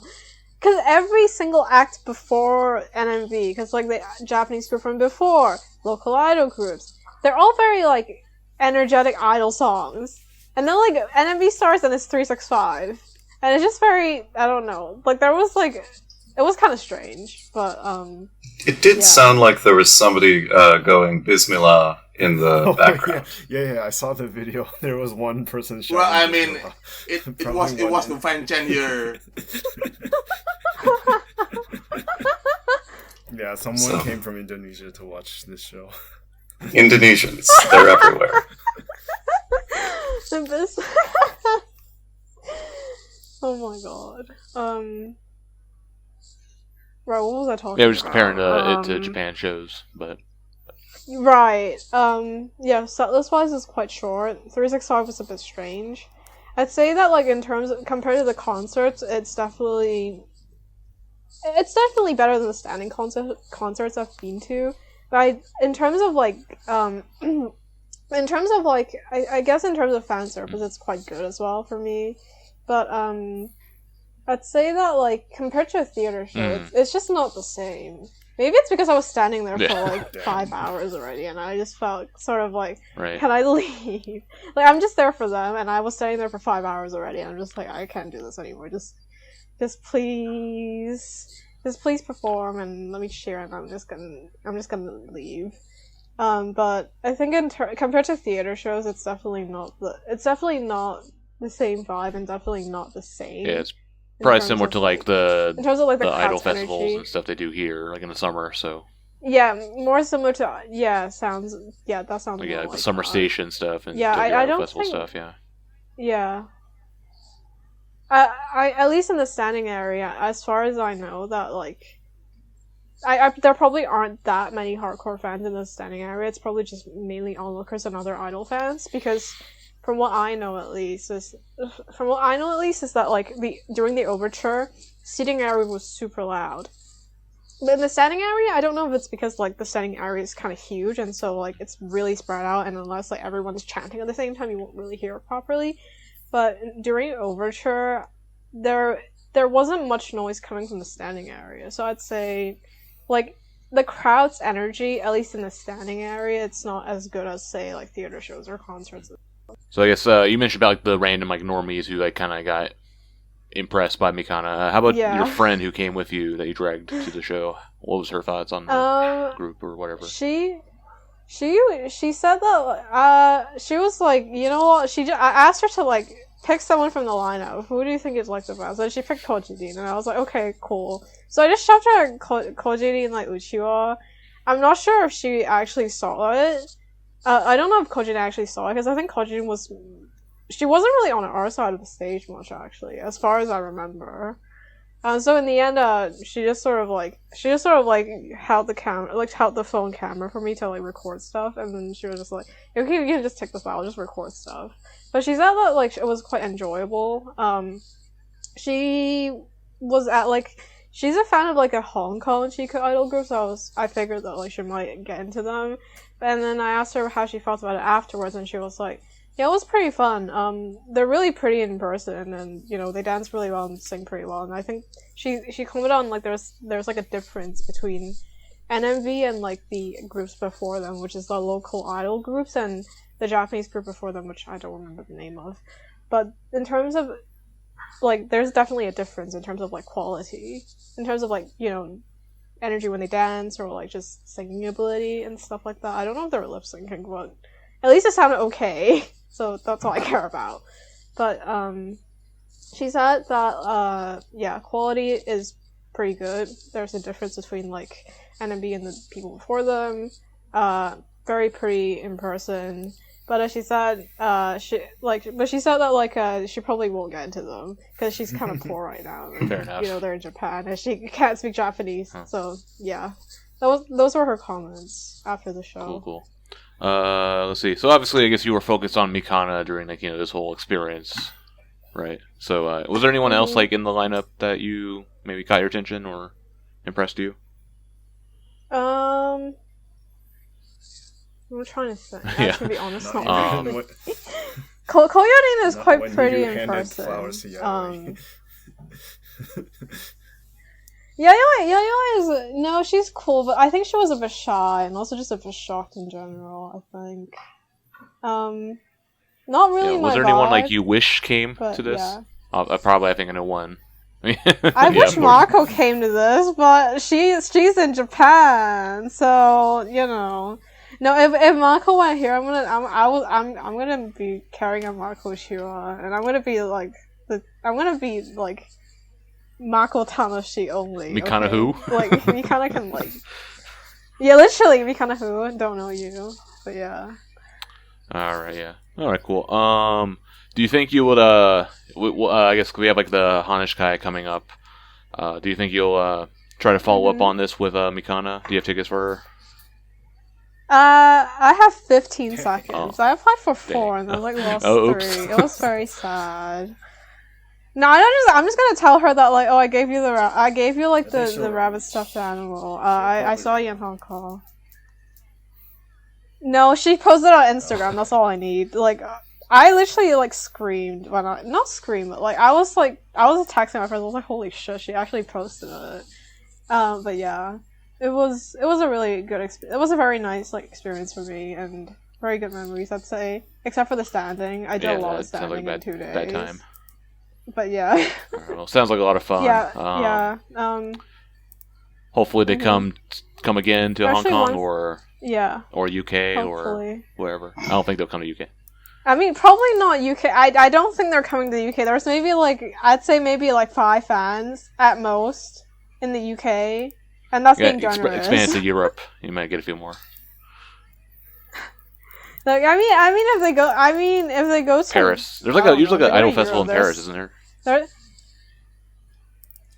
Oh, true. Didn't AKB go there in very early 2010? I think Osaka Marathon goes there. Yeah, they could come to Europe. Yeah, they can go to Europe, and me and Riku and other European NMB fans could go there, maybe. But I feel like this is unlikely. I do feel like there is a chance that if they do an Asia tour, a proper Asia tour, they'll probably come to Hong Kong again. In which case I'll definitely be looking forward to that, especially when they're doing the whole Osaka Karasekai campaign. But I could see them going to Hong Kong again, hopefully with an expanded lineup next time. But yeah.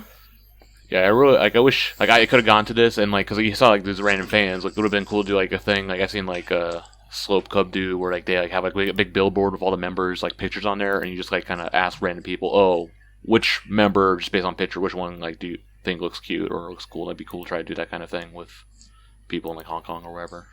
Yeah. I think the issue with that is just that the standing area is really huge, and people sort of come and go, especially during segments. And I think it's kind of hard to just pinpoint area. It's a random entrance of the whole expo or whatever, or some random area. Yeah, the issue with that is that there are a lot of other cosplayers and people who are just also there as well. I think one thing that's good about the ACG convention this year is that they separated the cosplay level. They separated the cosplayers and the normal convention goers to 2 levels. Otherwise, I could already see that it'll be really, really crowded in the main hall, which would be terrible. But yeah. All right. Well then, I think that's all we got for the Hong Kong report. Yeah. So thanks for checking in with us. Thank you. Enjoy the rest of your soccer viewing. Go Liverpool. Yo! Wow. No, you should have said Spurs if you actually round me up, but yeah. Spurs suck. Anyway. That would be it for me, so bye. Then we have a graduation announcement this month. It is Uno Mizuki, aka Miiki, which finally the meme is dead. No more Miiki combat. I even completed it by showing her at the very top of the ladder. It's kind of the way she announced it was kind of Miiki half forgot to announce it during the bow. And when she announced that is also before the summer concerts, so she also said that she wasn't going to be at the summer concerts. But no more. Basically, her and Yumi gone. So no more second gen members, and that makes Chihi the current senior. Yeah, so for upcoming 14th anniversary for Kazuki no Senaka, she will lead the song, I think. Yeah, I because think she said she was leaving in I don't know. September or I don't know. fall? Yumin or Miiki. Yeah, I don't think. is Yeah, I still think around. Yumin's leaving soon. They haven't Yeah. said anything about her graduation. Ah, okay. soon. I thought she was leaving in September. Yeah, because neither of them are in the Tokyo concert, so Miiki could leave tomorrow and nobody would notice. yeah, she could stay and no one would notice either. Yeah. She just never she announces grad but never goes through with it. That would be very classically Miiki. Maybe her achievements, winning the Tebotai election, the great upset, ruining all the Mikana fans' lives, and also was in the Jonkin tournament, that one. the Jurina song. The one with the stupidly long name. Yeah. As was Emichi. That's also her only Senbatsu appearance, too. She got a photo book the other year. Oh, yeah, the Yeah. little, like...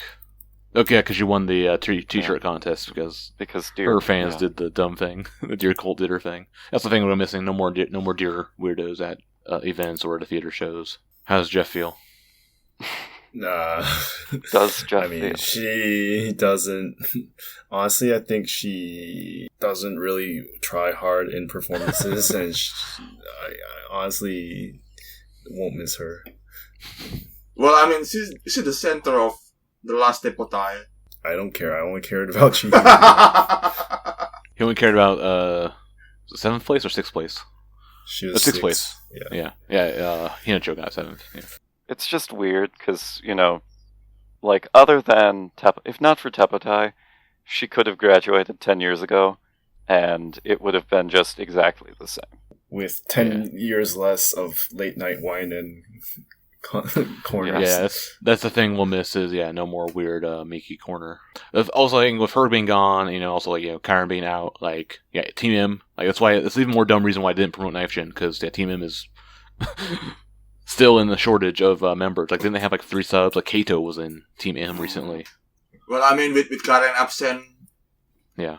Team M already done. Yeah, Miiki leaving soon. Takoyaki party it's like exclusive. more reason why we need more promotions. Yeah. More transfers. Oh, you can just put Nishiyuma there every time. Honorary M member, her and Tenna, and Honopi. Good riddance. If you're Jeff. Yep. Alright, next is they had some streams on YouTube about the Osaka Marathon. I think, Jeff, you watched this? Yeah, they don't. I mean, it's kind of boring. They just randomly talk about the marathon. Anju is gonna run like she did last year. Yep. I think Mako also. Yeah, Makochi and Kato are also gonna run. Yeah, I think Kato was like a recent addition. Like she announced that like on the stream. When is that? Even is that next year? Like February. It's gonna be cold. It's always early. Oh yeah, it's just in the winter because you don't want to do it in summer, definitely. All right, so yeah, that's happening. Oh, there's the only kind of fan relevant thing is there's like a sports fun event. Like it's aimed at kids though, so it's like a fun run. You can run with some of the members, but you have to enter as a pair, as an adult and a kid or something.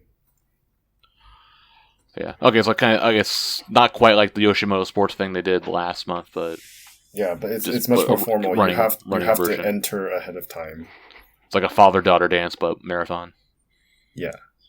I don't know why that's like the comparison I made, but yeah. Speaking of kids in NMB, they're doing that kids dance lesson thing again, which we got some insight from that at the YNN camp earlier today. That Kyoka, Yeah, she was Kyoka. actually at that last year, along with Sakatan's sister, who's like 9 years younger than her, which is like a weird gap. And apparently she was like in one of the videos that her mom filmed, like she was like in the background. And so Sakatan recognized Kyoka from that. It's like, hey, it's that girl. Yeah. So when first... will Sakatan little sister join NMB? Who knows? She's 3rd grade right now, so I guess 3 more years. Yeah, so at least it's good to know the first dance class actually got one member to join. Well, we didn't know for sure how many from that class join the audition. I think it's elementary school age. Yeah. So basically, only 5th graders or 6th graders could potentially probably show up the following year. Yeah, it's probably 3 more years before we see Sakatan Jr. When did they say that class is? I think during that Angel talk segment on the summer camp. Oh, I meant when is the actual class happening? Okay. I think they also said like the parents cannot actually be in the dance room while they're doing it because they don't want like weird fans coming in. Let's see. September 15th, they're doing 2 sessions there. 1,000 yen to join. Did it charge money last time, or was it free last time? I think it's but only a little bit. Yeah. So this time the member also gonna teach them or just Akira? Yeah, because I think last time it was Yumin and Mighty were, and Kato maybe were instructors. Yeah. None of us have kids, so it doesn't really apply to us. But unless it's cool that they're like still doing this, trying to like sow seeds for the future or whatnot. It did actually say the kid has to attend a school in Japan. Oh, you can't be foreigners. Well, for all the Japanese elementary school students who listen to Takoyaki Party, I'm sure they appreciate it. Hey, maybe those kids in like Hokkaido who listen to Mako's kids sports show, maybe they found this. Oh, the funny thing about like being in school in Japan is like, because wasn't there a weird thing with the Koshien, because it was the Kyoto International School, and apparently like people who graduate from that school are also like considered high school graduates in Korea too. So there's like a lot of Koreans that go to that school. So I saw some shitty comments. I mean, it was originally a Korean-run school because because of the history of the Korean population in Japan, they often went to separate schools. So like the school song is in Korean, and it caused a stir when they sang it on TV before the game. But they just won. happy Kyoto won the Kyoto baseball. Won. All the players now are Japanese. Yep. Anyway, so there's that. Ayapyon, she started a Twitch channel where she plays Splatoon 3. She doesn't just play Splatoon. Yeah. She also she played what did she play yesterday? Natsukon. Natsukon. Yeah, Boku no Natsu Yasumi, the weird like adventure summer game. But yeah, basically it's interesting she's doing Twitch instead of YouTube, but maybe she knows, it's where all the gamers go. But she only gets like 150 viewers. Yeah, but then if he's only expecting NMB fans only, Twitch is not really a good place. Yeah. But you can make make money. I don't know. Is Twitch popular in Japan or still YouTube? It's like it's kind of niche, but like I think the people like Japanese people who do use it are like kind of the weird like Westaboo types. Sayaka has a Twitch. She does. Let's see. I mean, Anju has Twitch. Yeah. Sayaka has 60,000 followers on Twitch. So. Oh, right, yeah. I guess it's not super unpopular. I mean, it's just Sayaka fans. Like, they'll follow her wherever. But, I mean, yeah, it's better than, like, I think they do have, like, their Japanese equivalents of, like, Twitch. Like, there's, like, Open Rec and that, the one, Weird Yoshimoto one they were doing, like, last year or 2 years ago. But those are even worse, right? Those are even worse, yeah. I mean, from the... Actually, NMB used to do Open Rec, like, 2019, 2020, yeah. I mean, from the comments, it's pretty obvious it's only Ayapyon fans commenting. But yeah, you can go check that out. Go find her. Well, I mean, Twitch. if she want to attract new fans or new viewers, she needs to play the recent game like Wukong or something. Twitch.tv/Sakura Ayaka if you want to find her. Actually got her whole name on there. We talked about this last time. Yeah, Yoshimi still has her YouTube channel. She's just playing the Words Mobile yesterday. Just randomly, like, there's no contest or anything. She was like playing it like for reals. Like she's on the Android. She's the only one. She's the only one who's still playing Lost Mobile. Yeah. Like even Wakatan Guild already disbanded. Didn't I heard Ion continued to play it even after that event in 2020. And then she graduated, so maybe it's a sign. Oh well. Well, maybe Naifshin did not get promoted, but they got the variety show on Ura Namba Chan kind of just taking over the Tuesday slot, which it was previously just like Maramara, Bachi Bachi NMB archives from a year ago. But they have this new kind of variety show. They've done three episodes so far. 3 episodes so far. Yeah, first two were just introducing the members to the MCs. Which who are the MCs? It's like Coach. It's like a fat guy and a guy with bleached hair. Yeah. But it's actually pretty interesting. You get to see some detail, get some info. Helping me with my forthcoming YouTube shorts on Knife Gin, but I still have like nothing to say about like Ryo, even after that show. So at this point, I'm just gonna wait for her to quit so I can like do it in full without feeling weird about it. How long is each episode? Oh, like less than a half hour. Oh, about a half hour. Yeah, about 30 minutes. Kind of 30 minutes. Yeah.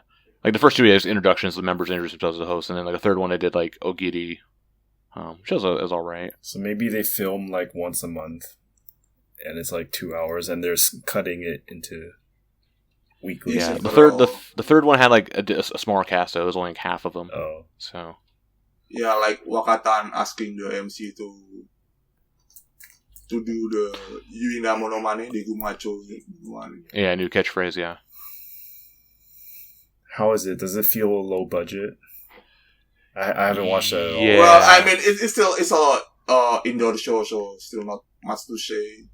Still, I feel like it's like better than YNN. Yeah, interview thing. Slightly better than YNN, but like, or I guess it feels like real produced YNN. Like I guess like maybe like your like GSGK kind of level. But yeah, it's just in the studio. Which is it in the dance studio or somewhere? I don't know. It's like a weird. It's just some kind of different. ballroom. Yeah. Yeah, I think it's just some Yoshimoto office. I think. But yeah, they had Kojin as like the assistant MC, and then now they have Mighty, so maybe that might deter you from watching the next part. Yeah, there was the 8th Gen variety show they had. It might be like similar to that. I didn't watch that. Wait, in their first year, that was only a one-off thing. But how long do they intend to continue this 9th Gen thing? Probably for a while, I guess. And they might have like all these ones episodes. Yeah, for our current show, they are still continuing each of them. Yeah, like for Welcome Number and then even until Golf Club, still not stopping. I think it's gonna take a while. Yeah, because when they first announced like the Ura Namba Chan like rebranding, they did say like Tuesday would be like they would have like an original variety show on there in addition to the Mera and Bachi Bachi uploads. So I guess this is said original variety show. But I mean, it's interesting enough. But yeah, you can check that out on Tuesdays is when those will go up. Yeah, but then with Nico is coming back, I don't know how long YNN will still releasing content on YouTube. Well, I think this was always going to be on YouTube no matter what, because like I think they announced the whole Ura Namba thing, and then like a few weeks later, that's when Nico went down. Yeah, I mean like a show like the SKK right now is in YouTube, but I don't know if it's still gonna be on YouTube or back to Nico. No, I should go back to Nico. And Spokane. Yeah, because of contracts and stuff. That's why I hoped like they would just like abandon Nico after it after it came back. I think we're going back because today we had the YNN camp, summer camp. So yeah, kind of came suddenly announcement like a couple weeks ago. And as expected, yeah, with each summer camp, it kind of was focused on the new generation. So it's called Ikasu Camp Tengoku, which I guess Ikasu is like Ikasu So Tengoku. I was trying to Google it. I think it's like some car manga or car anime. I don't know. I mean, the main pun they did was Ikaten, so like fried shrimp or squid. Yeah. They were eating. Rest in peace, Kojirin. But not Ike-ten. Because she wasn't there. Yep. So yeah, just the lineup for this was really weird. So it was. So obviously, all 10 was there, and then a bunch of randoms, mostly Senbatsu senior members. But even then, the lineup was like kind of too many 8th gens. No, not enough 8th gens. It was not enough 8th gens that one had to sneak in. Yeah. Like, only 9 gens. It was only Raypon and Rainia, which is random. But Rainia had, like, the gimmick, because that was, like, from an earlier YNN segment this year. Yeah, but then Raypon also Senbatsu, so it's understandable. Yeah. But it was kind of a weird version this time, just because they had bad weather, so they had to change some of the yeah, events, it was raining today. I mean, it was gonna be pretty much the same as last year, you know. Yeah. Relay race, the cooking, the water fight. Yeah, Barbecue actually, and all I that stuff. felt it was better because the rain prevented the water fight. 'Cause the water fight would just turn into Makochi camping the water pool again. Yeah. Yeah, it's like the modifications they did. Yeah, so we're not going to go through the whole thing, but yeah, I guess like the modifications like for the relay, so it was actually more of like an obstacle course relay, which was actually kind of fun this time versus just a Yeah. normal race. They had like a thing like, okay, you had to run across the balancing board, and then you had to like do a pose on the little mat, and then do a roll, and then do a jump rope with the hula hoops. So it was a cool, it was a fun little thing. Of course, the seniors had to like sandbag it. First with Mikana, Yeah, and then with Rinya. Yeah, Rinya had like her weird like bachelor Karadabara Baran. I forgot what the name is. But she was always like randomly like just show up and then like would like flirt with the members. And then during the race, like she was just on a unicycle and just like skipped all the obstacles, just like rode the unicycle around the whole gym. It's her Porsche. Yeah. So that was kind of a funny moment. Yeah, and then with the water fight, they did musical chairs, and then if you dig in the chair, then you got sprayed with water, and you picked a weapon that would spray you, and then at first they had the host as Ayapyon, Rapon, as Freyam, and then the next losers would get sprayed by the previous losers. So it was pretty funny. And Do you guys have any highlights from the show? Yayoi was the kappa. even though everyone's like YNN said they wouldn't make 8th gens wear the full body suit, she's the first one. And the kappa thing was revived from when Momone used to do it. Mm-hmm. Rest in peace.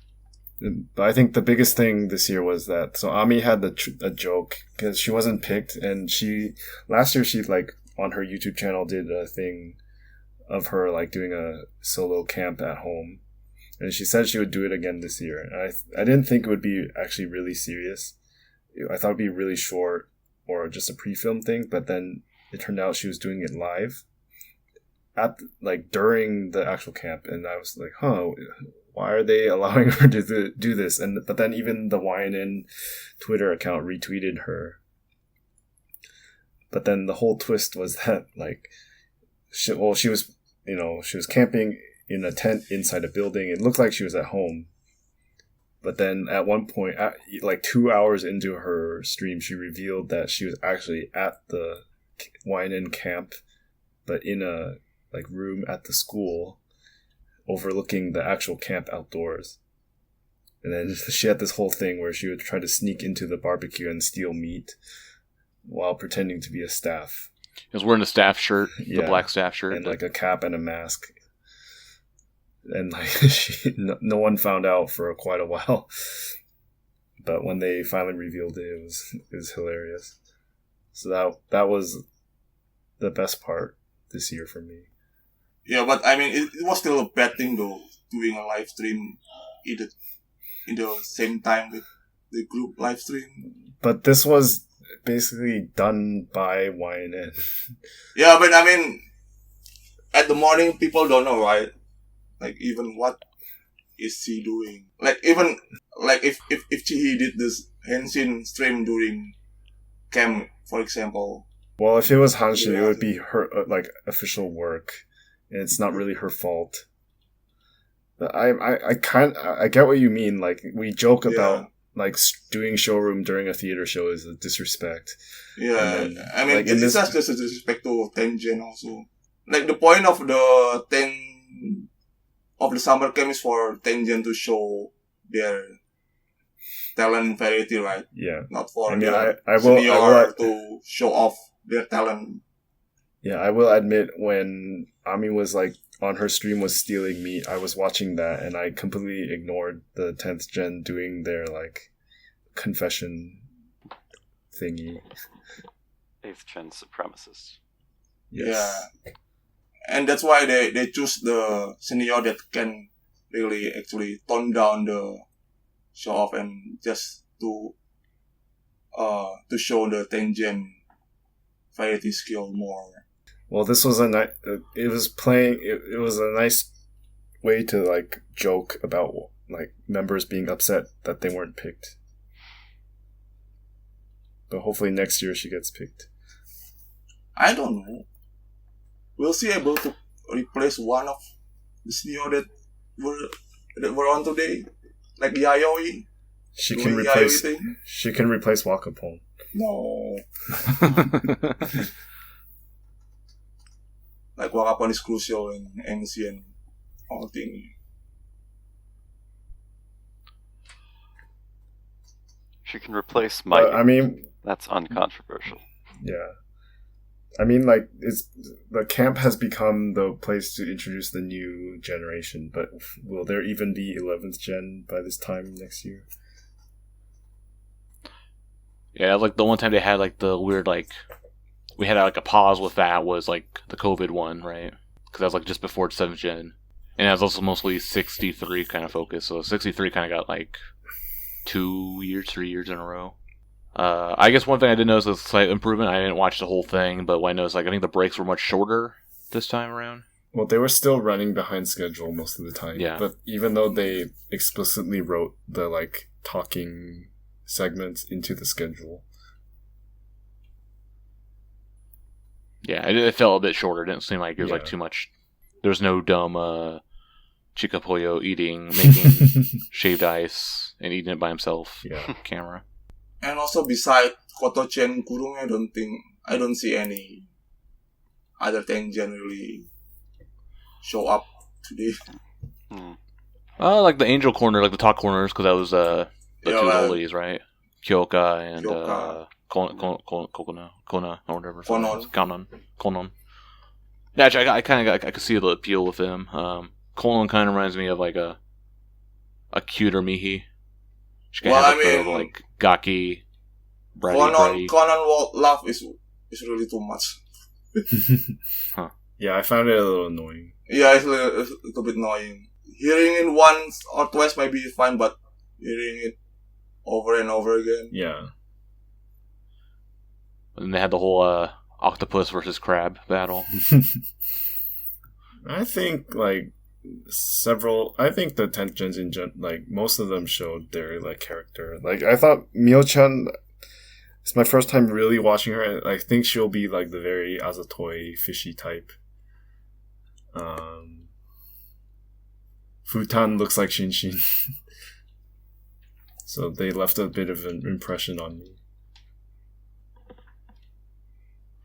Also, just Yukino and Erasure. Oh. Yukino doesn't look that much like Shinshin anymore. Yeah, she does. She's like long hair, though, longer hair. Shinshin. Yukino is getting into her own. I guess she's trying to come back, I guess. Actually, so I only watched like the first 5 minutes because then I had to go to bed so that I could wake up to do this. I just thought it was kind of Appreciate interesting. your dedication. Yes. You know, camp. It's like the Drake meme where, you know, camp is the no camp, but yes, takoyaki party. Anyway. Yeah, okay. I thought it was interesting. You know, you said Kotochi and Kurumi were the only ones, and Kyoka. And it's like, it's really weird to me that, like, the three... Because they look like, right now, they're the three top members in the... I think they temperature. were in the concert formation. Yeah, that too. And it's just really weird that, like... So you have the two oldest girls, who weren't even supposed to be in 10th gen in the first place, and then the youngest girl. Like, I think that's kind of unprecedented in NMB. But in terms of the dance formation, I think, obviously Kurumi's experience in dancing. Kotochi is pretty good. And then they said Kyoka has always been... I guess she has dance experience, or is just really good at it. well, she took the dance class, so... Yeah. Like, Arda had his media heel turn. Yeah, I'm really off my leaf right now. Media Straight to the bottom of my rank. What? Oh. She made Wakapon cry with her spicy Yeah. gyoza. Oh my god. Taking it too seriously. Dude, it's variety, man. Well, I mean, yeah, it is up to me, right? It's up to me It to is. It's kayfabe. put her in the bottom also, right? Yeah, so, Actually, I sometimes mix up Miria and Kotochi because they both have like the bob hair. Kotochi is taller, so that's kind of how you can tell the difference. yeah, I also kind of don't like her protecting her bang when the water gun shot at her. Oh yeah, she's like Walmart Like, what? IP. IP. So you don't like the spicy food variety, but you want her to ruin her hair for variety. No, I mean the spicy food is kind of overdone. I think like even that wasabi on Yumin food also was really too much. I think. Oh yeah, that's her specialty is the making sure her bangs are straight. So she has the same thing as IP. Like that's like in her profile. But yeah, that was the camp. Yeah, it was. I mean, the parts I watched, I only watched like the middle parts. There's. Oh, I'll go back to the dodgeball segment, which was the Boomer Corner. I remember they were picking teams, and like the last two members were Rainia and the Kappa Yayoi, and they were like, we don't want either of these members. Jeff also didn't like Makochi in this segment. She's always too try hard in the sports section. Like, oh my god. She went full on handball mode. Okay, yeah. So that was the camp. So yeah, you could probably find a archive of that somewhere. They did like stream the first 30 minutes for free. I think that's still on Nico Nico. It wasn't even on YouTube. So that was weird, but yeah. You could find that. It's not on the list, but just quick shout out. The Otoitachi, they had their 200th episode special. And they filmed it at Universal Studios, Japan. So that was like a nice little, like, it actually felt like more variety than that show normally is. So go check it out. I subbed the first part of that. It's almost the same as when Manabu-kun used to do the specials at USJ. But now there's no Kamaitachi. Yeah, and there's no host at all. It was like Kojidin and Chihi were the hosts. But yeah, it's pretty entertaining. Go check that out. Yeah. So that's gonna do it for this edition of NMB Takoyaki Party. Let us know what you think about the summer concerts in the comments section, or your predictions for the upcoming single, and what do you think about the Tenshi Utopia album if you listen to it. Let us know in the comment section or email us at nmbtakoyaki.party@gmail.com. Subscribe to the channel on YouTube or on your podcast platform of choice. And we'll see y'all later.